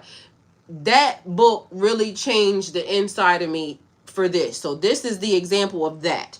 I noticed my breathing slow. The sunlight through the windshield felt warmer. Even the sky seemed warmer than it actually looked at the other time. And then curiosity took over. I reached for my phone. I knew I probably should have it in my hand while sitting there in traffic, but something in me wanted to know right away. I quickly searched the meaning of angel number 1111 and then the meaning of the moon. And it stopped there because it don't like let me go past that. That's just a sample of the reading, so you can see that if you look at it.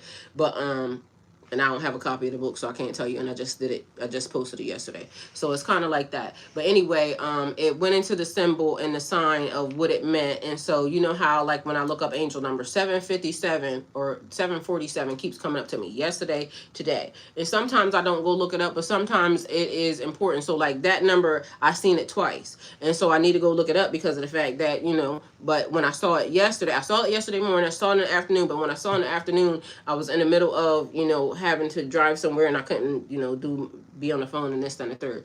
But anyway, sometimes the message comes in the strangest ways. But it's also like that morning when I said I thought something, and that was the day that I was crying. I thought I saw something. I seen this man out, you know, pushing around everyday people, like, and then the arrogance in him, like he just seemed like he thought his shoulders was, you know, kind of spread to the tune of he was proud of himself because he is doing this to American citizens and this, that, and the third. And I cried because my mind literally, as soon as I seen him walking through the crowd, and he had on this little one of them peacoats is what they call them, and he had his boys walking with him, like I can remember it, the feeling that came up in my body. I literally thought, God, kill him. Like, he is abusing his authority. And instantly, the minute I thought it, because I didn't say it out loud, the minute I thought it, my phone started doing some random stuff, and all of a sudden, I noticed the time. It said this. And then I got in the shower. That was I was literally crying because I was mad as I don't know what, because inside of me, I don't like when people are trying to bully people and then you just abusing your privileges.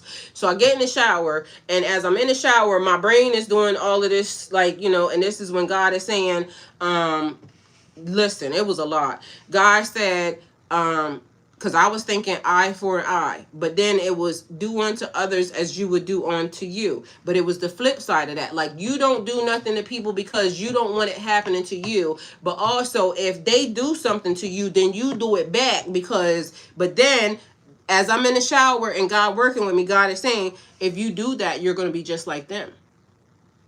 And so that don't make you no better than them.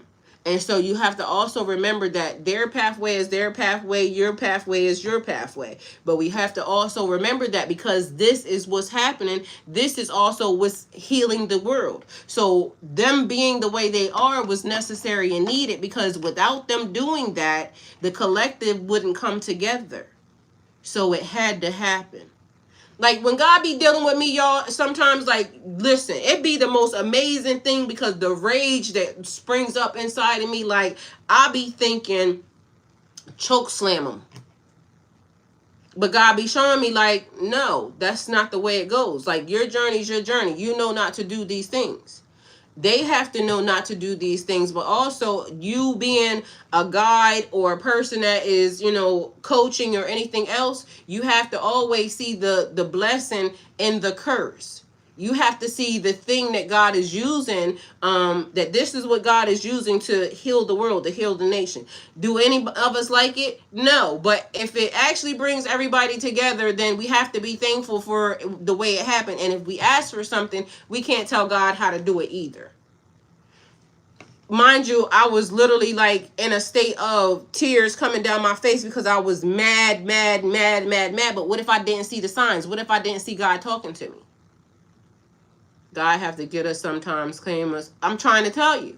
So it's stuff like that, me telling y'all stuff like that. And some of the stuff y'all probably going to recognize, because the rainbow thing. It's a story in there about a rainbow. But mind you, I was sitting where my desk used to be over there. And this window right here, I'm telling y'all about stuff and a blessing or whatever we was talking about. And because it's weird, if you actually been following my channel for a while, whatever is being written there, you'll probably even notice it. If you can remember, it'll be something that was already talked about in a story that was inside of there. Let me see. Little chakra. Okay. So if y'all, he put the rainbow there too. That is funny. Kevin, you putting the rainbow there when I'm saying it too? See what I'm saying? It keeps being a thing. What time is it? Because you literally... okay, so... he's saying it at the same time. So there's the one about the rainbow in there. And the rainbow, I'm sitting over there at the desk, and I'm telling y'all about a blessing that is being bestowed, something coming. Mind you, the window hits the light just right. The rainbow shows on my wall and on my floor. So I took a picture of it, and I showed it to y'all. And so it's things of that nature, when sometimes the world is speaking to us, it could be a sign that we pass by a million times. It could be listening to somebody, because then one of the stories is also somebody saying something. They wasn't talking to me, but they were saying something. And mind you, then it stuck with me. It could be anything that kind of triggers in a way, because I told y'all I had an incident. I haven't put, some of these things in there yet, but I'm going to put them in there too. It could be an incident where it was a girl that was trying to trigger me online because, being gang stalked, like she said, when you go into the spiritual community, gang stalking is a thing. Whether or not it be from the other content creators because they don't want you to be here and they want to run you off, or whether or not it be from the government people, because little do people know, and it's the way I feel, it won't be something until it's something, and people, more documents come out, and then you find out that gang stalking was issued under the government or something of that nature. So we won't know until we know. But mind you, some of the gang stalking that goes on, ain't no way that a normal person has that type of money to be doing some of the shit that they was doing, right? And so I've seen 1111 every single time this past maybe a week or so, morning and night, and it's the only number I'm seeing currently. Well, that's at the end of my thing. So every time I see 1111, it's like automatically saying something to me. It's like the other thing is this: every time I see a car, right?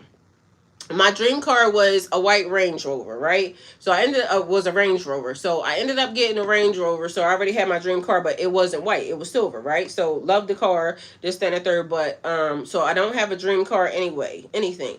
But I promise you, every time something is about to change for me, I start to see this Range Rover all the time. And it makes me notice that because I will say something every time I see this car. You know how like when you was a kid, you'd be like, my car, something, something, something. And so although I don't do that, it's just that this car is a reminder of something for me. And every time it's a real thing. Every time I see this car, it's like, okay, notice that this is going to happen or this is going to happen. And it does it every time. Yikes, please, everyone, trust your intuition. It's literally never steered me wrong once. In fact, it's quite the opposite when I don't heed the signs. You ain't never lied.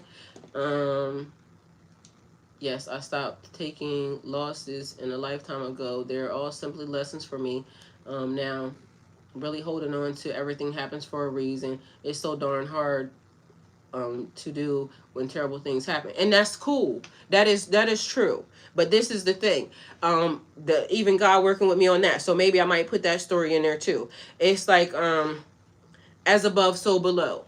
As below, so is above. So just so we know that even in the midst of terrible things happening, miracles are happening too.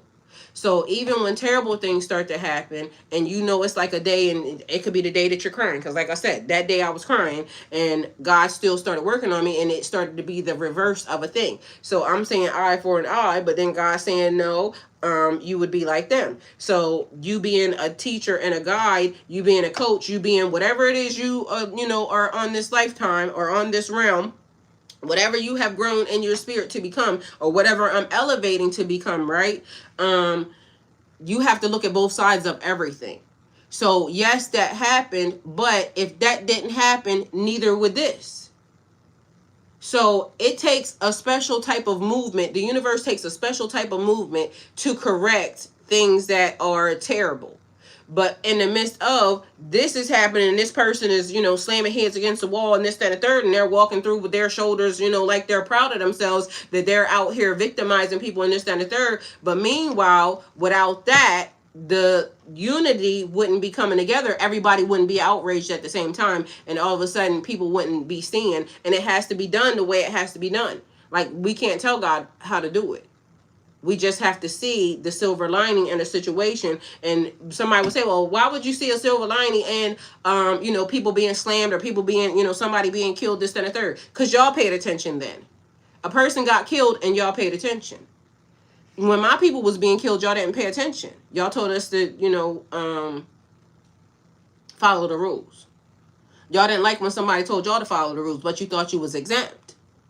So neither thing should have happened. It shouldn't be right when it's my people, and the same way it's not right when it's your people. But everybody has to, look inside of themselves and realize that the reason why it was okay when it was my people is because you have, this in you. You have racism in you. You have, I'm going to turn the blind eye in you. The reason why you want us to watch your kids, and the reason why you tell your kids to come and look for us, is because we're going to protect your kids, but also you don't like when we get a little loud or when we're passionate, because that's what that lady said. Candace Owens shouldn't be voted into nothing because she her voice or whatever it is, she's not soft enough. Well, I think that for whatever's happening, she's ringing the alarm and the bells. Mind you, these people, they're sending people to pay people to talk down on her. Again, I don't follow her. I don't know nothing about that lady. So I don't got a dog in this fight or this race at all, period. But the thing is, right is right and wrong is wrong. And if she's uncovering the wrongs in a situation, why does her voice have to soften, especially if people are dying around her? I mean, again, he says she's a Mason too. Neither side is right to me. To me, I don't deem voting for either one of them to be right. You see what I'm saying? To me, the whole system has to go. But you're not gonna, if you're inside of the system and you're saying, the reason why she shouldn't be in something, this is a different reason. She a Mason too. That's a different reason. Meaning she's a part of the problem, right? But meanwhile, also the couple things that I have seen about her, she's ringing the right bells. It seemed like. So what a person does get to change. Do they get to change with inside that system and try to keep that system together? Nope. Because she has to know and understand, unless she starts saying the same thing, we all have been a part of the problem. But technically, some of these things may have been above her pay grade.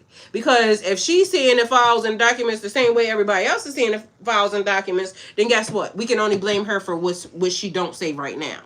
But quite frankly, her job is more on the line than a lot of these celebrities that's not saying nothing. So again, we can't be biased in any of the situations. We have to know that it just ain't right, and even when it's just not right, it is right for whatever the way God is doing it. And so a lot of people their hearts will change, like, the people that can, because if you are under God anyway, or in God, or God, you have a right to change. But it's also in them books that certain people ain't gonna change. It don't matter. But if you are one that can awaken, you are in God. It says that, loosely translated, so you have to go look it up for yourself. But the messages are there.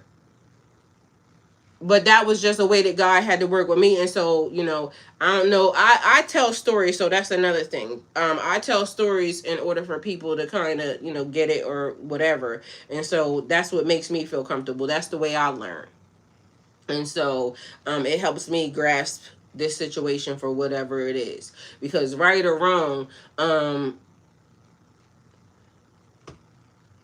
it's everything right now. And so right is right and wrong is wrong, but right or wrong is happening the way it's happening. And that's why I'm saying, because at that point, he was dead wrong. But God wanted to make sure that I knew, like, if you're asking for the truth, you said you can handle it.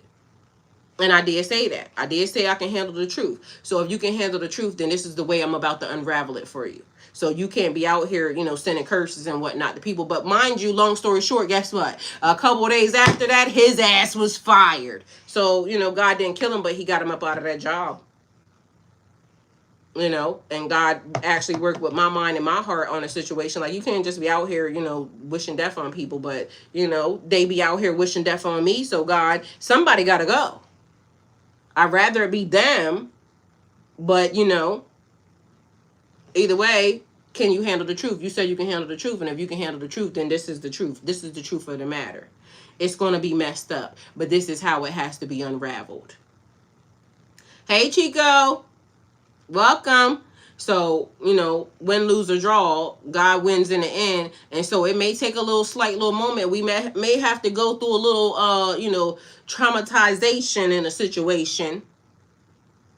But know that beautiful things are also happening as well. No worries. You hear when you hear. Nothing is a coincidence. You showed up in time. So there's that. So nothing is, everything is happening in divine timing, the way God wished it to be. And that's what I said. Everybody said the problem is they didn't do this, that, and the third. But are people paying attention to that? We wouldn't have got this information without that person.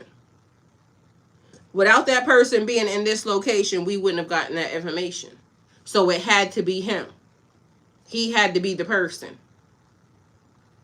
And, still, whatever's right or whatever's wrong, it's all happening the way it needed to happen.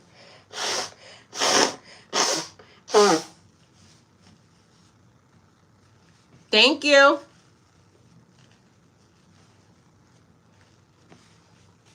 So, I don't know, but something hidden is being revealed to the collective. You need to hear this today. Don't ignore it. Whatever was necessary for you to hear, I'm sure, I hope I delivered it properly. I hope maybe even if you have, some malice in your heart, for the situation or the time, and we can, because we are people. This is Earth School. We're here to function, figure out our emotions, our purpose, our, whatever it is we're doing. So don't let nobody say that you can't feel some type of way about something. You can. Remember, we talking about yin and yang, masculine and feminine. And so whether or not he's logical and you're emotional, two things also have to be, because you got to be able to feel to be a human. Only robots don't feel nothing. And so if somebody out here is saying that they're not in touch with their emotions, then I'm sorry about your luck, but you're going to have to go back to class, because at the end of the day going to end, and emotions are a part of being a human being. You shouldn't be in part of running nothing or being in charge of nothing if you don't have healthy feelings. If you don't have a healthy balance of. So that's actually a thing. It's funny because you saying super fast, and I've been feeling like it's been super slow. Like literally, and then I still ain't got down to the bottom of why a car was like this morning. I'm going straight. There's no reason why that car should have been there. So that's kind of actually throwing me off too, but that was kind of crazy. Damn, never heard truer words. I didn't want to hear LOL. I'm going to attempt to advocate for all my people and say I sincerely apologize for all the damage and wounds left. I mean, we're here to learn. And so that's what I'm saying. Like, people, we can get into some stuff and we can not like each other, you know, for whatever. But at the end of the day, the same thing that we don't like each other for, we have to love each other for the differences. Because of the fact that, how are we going to learn?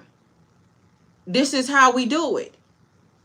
I personally can only hope to help by offering what I can, unconditional love and presence. It wasn't right, but yeah, as within, so without. Yes. And so, again, maybe God, because like I said, even when I sat here, I'm like, God, I don't know. There's people that are way more qualified probably in certain situations. Yes, but you'll listen. And yes, you're willing to learn. And so in the process, you can hear, like, you know, and so even like I said, the minute I said what I said, mind you, I didn't say it out of my mouth. The minute I thought it, God instantly started working with me on that. Like, you said that, I heard you say that, because guess what? As a man thinketh, so is he. So if I don't want to be just like them, I have to remember that my position in here is to be this. My yin and yang, I have to kind of, know. So even when I think the most worst or, triggering thought that, God thought, God said, if you're willing to grow, I'm willing to show you that this has to happen this way. And so, calm down, pipe down. I get it. You're human. It hurt. It hurt for me to see people being, tossed to the side like it wasn't nothing. And then another person just coming through like I said, the way he walked, it was arrogance. And instantly, because the power of life and death is in the tongue. I didn't say nothing, but I can kill you with my mind. I can send the evil eye to you. So people don't realize we can send the evil eye at any given time. Mashallah. Or is it, alhamdulillah, that we should say? So that way it's not evil eye being sent. Whoever, if you hear, which word is it? But mind you, being mindful that your thoughts are powerful. My son told me one day, I told y'all, my son said, Mom, you have to watch your thoughts, because my thoughts manifest outside. It didn't happen before. I thought something and it was outside the next day.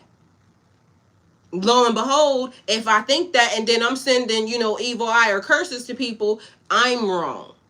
Mind you, never mind that this nigga out here doing all the worst stuff to people, but I'm going to be held accountable for my thoughts. And, like I said, later on, he ended up getting fired anyway. So it still worked because he didn't need to have that job. But are you going to be able to, or can God use you? Can this world use you? And if you can't be used in a way that is, a positive force for, the situation and the time, then what are we here for? You have to be able to hear and understand. And like I said, it be the slightest things. This is the reason why, that book is being given, because people miss it. Like, somebody would have missed that. And sometimes it's not loud. It's not a loud pop. It's not a loud, a sign. It's not a sign that's being held up like this. Sometimes it is a mental note that God shows you. This is the number. Like at this moment, it's 7:47 or whatever the number is that I'm supposed to, pay attention to. It's 777. It's 11:11. Whatever shows up, because 777 is like a draw, jackpot number. You'll see it on stores and things of that nature. 11:11 showing up. 111. And some people, like, then it gets multifaceted because, also, just so y'all know, I have something that's there. It's called the Spiritual Numbers Journal, which is somewhere around here, because actually at one point in time I was writing in it, right? And it'll start to show you a pattern. So link in the bio again. I did that one because when you start to see numbers outside of that, it'll be like a string of numbers, 42, 24. Putting it down at the time. Where did you see it at? What was happening when you were seeing it? Because if you start seeing a whole lot of random numbers all the time and you're not looking them up, or you're not writing them down, or you're not trying to and you're trying to figure out a pattern to what the universe is telling you, putting them there is the reason why I did that. Because it starts to, once you write stuff down, it starts to show a pattern of something.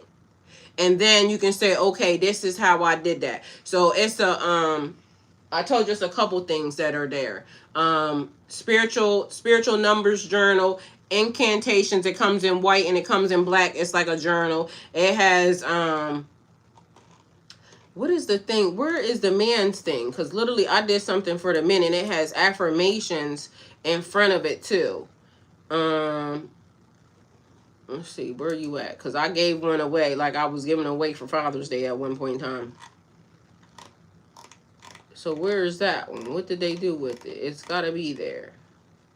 Embrace the sacred journey within you. That's something, but it's another one. Because it has like a... Did they do something with that? It had like a little... Alright, let's see.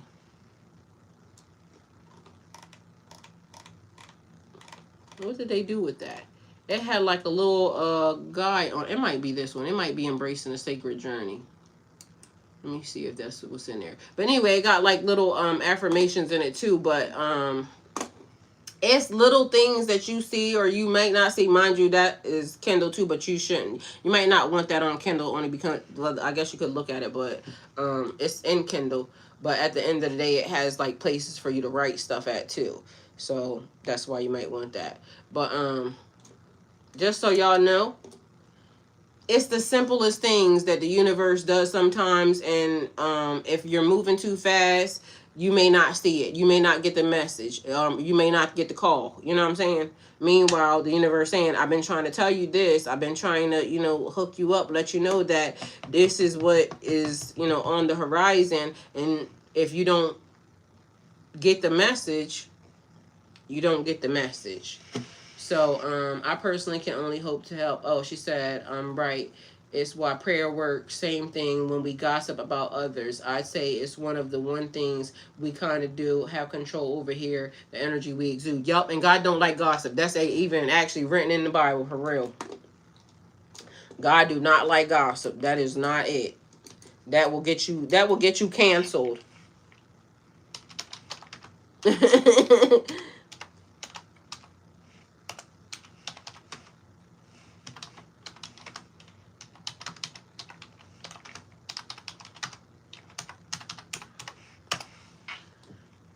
It says, several scriptures clearly teach that God dislikes gossip, slander, or spreading harmful talk about others. Here are some of the strongest passages. So Proverbs 16:28, a dishonest person spreads strife, and whisper separates close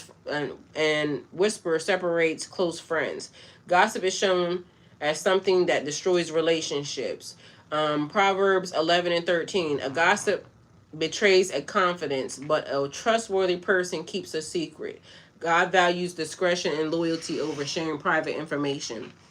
Proverbs 20:19, Whoever goes about slandering reveals secrets. Therefore, do not associate with gossip. This warns believers to avoid gossiping behavior. Like literally, I had to leave a location and a place and get away from a person because that's all they did. And then I noticed that once I got away from the person, my life always elevated and got better. The minute I got around the person, and I would always remind the person like, we can't gossip. But meanwhile, it starts to also pull you in when, you know, I ain't want to gossip and you ain't heard this from me, but literally, this happened. But God don't like gossip. Ephesians 4:29, let no corrupt communication come out of your mouths, but only what is helpful for building up others. Speech should encourage, not tear people down. So James 4:11, do not speak evil against another brother or sister. Speaking negatively about others is directly discouraged. That's all my mom's side of the family does.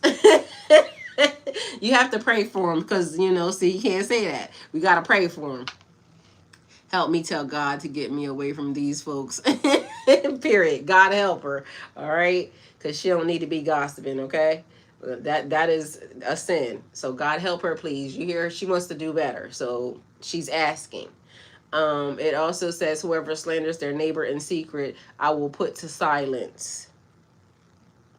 So strong language shows God opposes secret criticism and gossip. That's why, you know, you even still have to say good things. That's why, like, when certain people, places, and things come up, I ain't got nothing to say because all I got is blessings and love for the people. Although, like, I want to tell them themselves, like, you, that way I'm not out here gossiping. I need to tell him what I said. So, but mind you, it's like a thing. Sometimes, and once you're telling the people, it's not gossip. It is, you know, constructive criticism. But even that, you have to watch the way you're saying it because, you know, but I love you and I want you to be better. That's the thing. Scripture teaches that words carry spiritual weight. Gossip harms trust, spreading division, and it reflects the heart not guided by love or wisdom. God encourages speech that protects, heals, and builds unity instead of creating conflict. So it's there. I told y'all. It's anything. You can look it up. It's always there. The way our society is now, our peers use it as a social stock market. I mean, that's just the way it is. It's like when I said the thing about men and women. They fail to realize they want us to argue, but technically, together we stand, united we fall. We have to figure out how to come together. But this is where people keep speaking out of context too, because some people shouldn't be saying nothing. You know what I'm saying? Like, they get up every day, they get on the internet, they got huge platforms, but meanwhile, and people make anybody famous. Like, the world will make anybody famous. And sometimes we get it right and sometimes we don't. Sometimes you build up people in their platform and then you realize, like, that's a nasty individual. And then their true behavior starts to come out after the fact. But meanwhile, there are some people that, you know, the internet, the world has made famous, and they display beautiful, lovely behavior. And so it was meant for it to be that. Sick people, that's all you can do is pray for them. I'm constantly reminding myself in my head, like, God forgive them, for they know not what they do. And that's a fact. But, you know, sometimes people do know what they do. And then we also have to remember that we have to watch our mouths because their assignment is to be a minion. Some people's job and some people's, you know, it's a troll. They're meant to be a troll.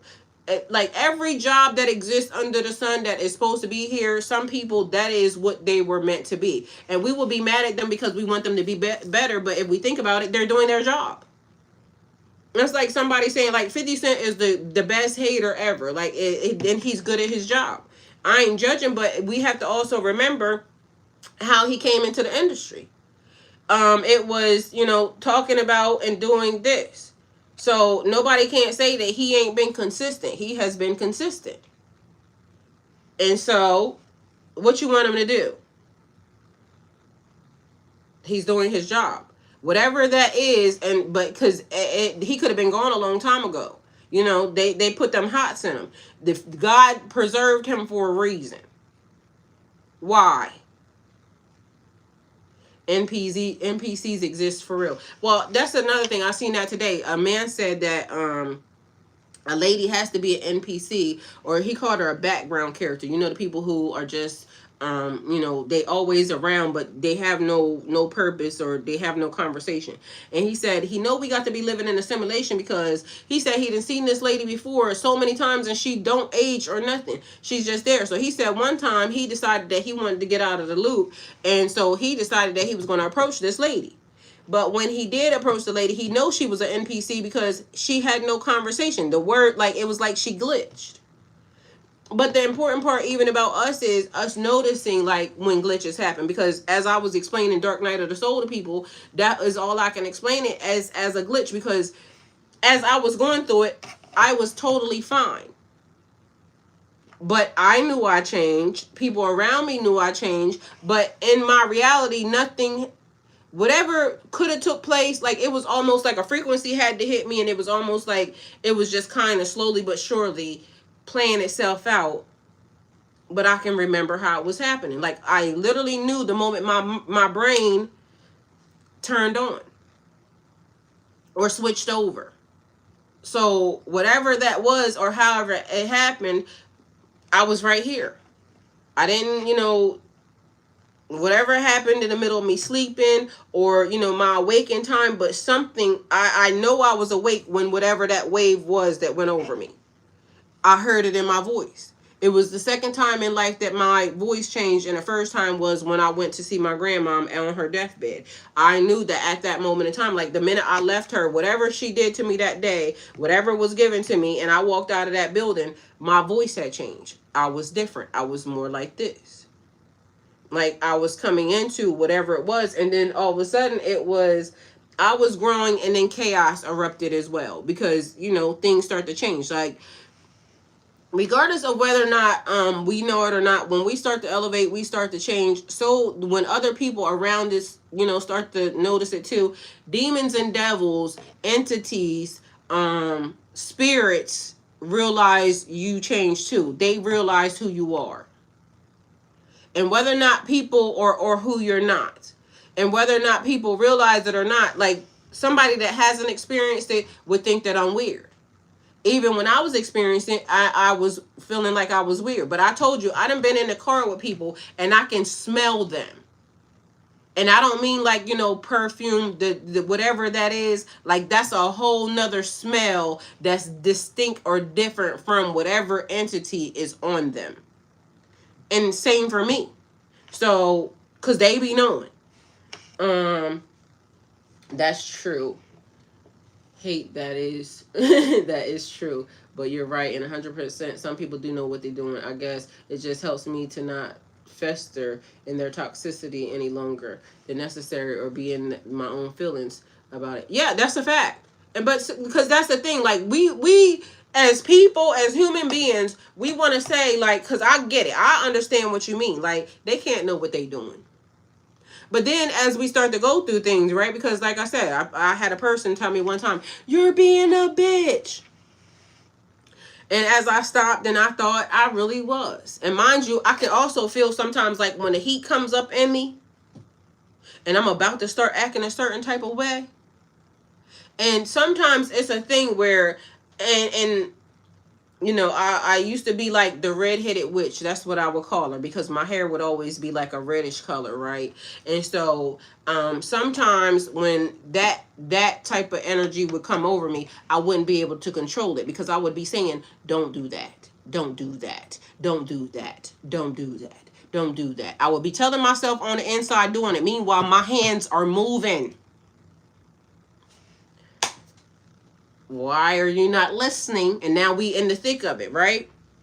And then just imagine all of a sudden now you yourself elevated, and you're more in control, more in tune, more aware. You're now not having to pull in any energy from anywhere else. It ain't like, it's like, and I don't know mentally what split personalities and things of that nature do. So and I ain't gonna say that, but at the end of the day, it's a thing where it's like an integration. And now I'm the one driving this car, and now I'm the one. So when this is necessary and needed, I don't have to call on no other names or anything of that nature. You just gonna get this, right? And so it don't have to take the strength of the red-headed witch anymore, because she is now under control, under submission. When I kept saying, "Control your demons," people don't understand. Everybody has them. Control them. You control them. Don't let them to control you. So I decide who comes out in the play, and now I don't have to talk to myself and say, don't do this, don't do this. I know I'm not going to do this, and now I could laugh and I can say, you know what, I'm going to just go on this way. Because if I decide that now I'm just going to cut loose on you, it ain't going to be nobody but, the strength of everybody that comes and does whatever it is, right? So the person said, you're being a bitch. Yep, I definitely was being a bitch. I intentionally set out. My whole entire goal was, I'm getting ready, do what I'm getting ready to do. Like when I said, I wonder, what it would take for me to gaslight the white people into making them understand, like, literally, this is the moment. This is your moment. And it's not that I want to, gaslight them in all the wrong ways. It is that I want them to, what do I got to do to show them that we already been here and you have benefited off of this. So you are the person that has to do the very thing. And if you trust us and you keep saying you trust us, you tell our kids to trust you. If you do the thing that you need to do, the hard thing, we got your back. I promise you. Because technically we already wanted to do it anyway. We already did it. You was the one that tried to actually, and it's not even, having to have your back because, you can do it yourself, this, that, and the third. But at the end of the day, you have benefited from that. You have to be responsible. And it's not about trickery or manipulation or any of that. It is, you did it. It was okay until it was you. Like we've been telling y'all for centuries now. These people ain't right. They don't care about y'all, but, you felt entitled to, stuff that wasn't yours, benefits and rights. So now this is where we got to. This is how it got so deeply embedded. This is why there's 6 million, files. This is why this is happening, because you kept looking this way. You didn't care until now, it's your kids. You didn't care until now it's your mom. You didn't care until now it's your husband. You didn't care until now you realize the same person that you've been loving on this whole entire time. Because I said earlier, there's record numbers. The white ladies are basically saying they are now divorcing their husbands because their husbands are not in protection mode. Their husbands are saying they're overreacting, and they're saying they're not overreacting enough, because literally these husbands, these ones are also part of the 70,000 that are part of, text messages and things of this nature. Also a part of whatever that little young girl is, her name, that just turned 18, and all of them people ran up her thing. This little girl made $3 million in one day because she turned 18, and all them white men wanted a shot at it. How did y'all even find this girl? What is so important about this girl that y'all are bidding on? And mind you, she ain't the only one, but why are y'all bidding on or wanting to be so close to somebody's virginity? What is making y'all do that y'all ran up a person to get $3 million because now they turned 18? Them is all their husbands and stuff doing it. I can almost guarantee you it wasn't a nigga in a bunch. They not paying for that. But somehow it's important to them to want to do that. I ain't never, not one time, like I said, to women, black women, mind you, shit, they'll try to steal from us in a heartbeat. It's a whole bunch of, half-breed mixed children running around here that could be attached to a woman as dark as this mouse. And people will start saying that they not her kids, but meanwhile, the kids as white as this microphone, because the husband is white, the lady is this color, the kids come out her color, and they'll start saying they ain't her kids. Like, that's got to be a magic trick. But it's not. It's the beauty of, that black DNA. It's the importance, the beauty of that black box just between them thighs, that thing. So at the end of the day, it is always, because I done said it, and I'm not saying anything because I love, who love me. The collective is important. Together we stand, divided we fall. We have to get together and realize that we are all a part of this. We are all collectively having to be needed in this situation. But until people realize that there are hard conversations that have to be had, we have to say what the truth is. And that's the truth of the matter. I don't know what they want us to do. People be so quick to dish it out what they cannot take accountability and taking responsibility for personal part played in is critically important right now. I mean, exactly. I mean, always was, but it's especially right now during these times. Yes. So they're gonna have to do the hard thing. Hi. Hey, Charlene. Did you have a good time? I seen you say you was going somewhere. I thought I would have went with you if I was there. Did you have a good time? So yes, they have to realize that it's important for them to do the hard thing. And I'm sure the people on the black people will get the message when, you know, whatever is done, because collectively black people went on and minded their own business. Like, you know, we ain't got nothing to do with that, because of the fact that when we was trying to tell you, you literally said I was an angry black woman. You didn't support me. You didn't, you know, try to help me. You turned a blind eye. You actively said I was less than a person because you didn't like how loud I got when I was being victimized or when somebody was trying to do something to me. It's April 7th. Well, I hope you have a good time. Well, actually, I hope you find somebody to go with you that's up there that you can trust. Because, honey, I know how that feels. But God will do that. God will get us away from everybody and everything that is not meant for us, honey. And we will be okay. And that's facts. So, y'all, I love y'all. And again, thank y'all for being here. And everybody that loves me, thank y'all for being here. Do not forget, I don't teach tarot. Click the link in the bio. Also, if you wish to donate towards my channel, all the links are in the bio. Super chat, super stickers are welcome. I totally appreciate you guys. And I would like for everybody to know that I'll be glad when the collective, whoever the people are that we are supposed to be around, I'll be glad when that actually happens. That's brazy. Basically, stop defending yourself. I did. I said that this morning. I gotta literally stop doing that because I'll be minimizing myself, thinking that I'm not as important to the system as I, you know, should be. But I also feel like that's a good thing because I don't never want to get above myself. You see what I'm saying? So I think that's also the thing. The other part is that I don't know. I always want to maintain my correctiveness in the system, because like I said, it's been people that been wanting to do like content with me because they want to do interviews with me and this, that, and the third, and it's based off of like spiritual stuff and this, that, and the third, and I would go the other way because I'm like, who am I? Like, who do you think I am in the system to want to do an interview with me as, you know, about spirituality and this, that, and the third? Like, meanwhile, because also I think that my channel, my platform is not as big as what most people are that do interviews and things of that nature. But there are people that, you know, I don't know. Anyway, I will stop doing that. But I still have to step into the thing that I came for my own personal healing. And so that was one of the things that I said. That's the first sign. If you are a healer, heal yourself.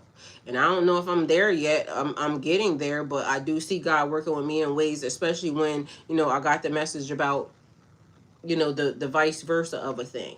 And the fact that I even picked that up, but mind you, I said I was sitting in front of y'all crying, face all snotty and everything else, tears running down my face because, you know, spiritually, some of this stuff is hard.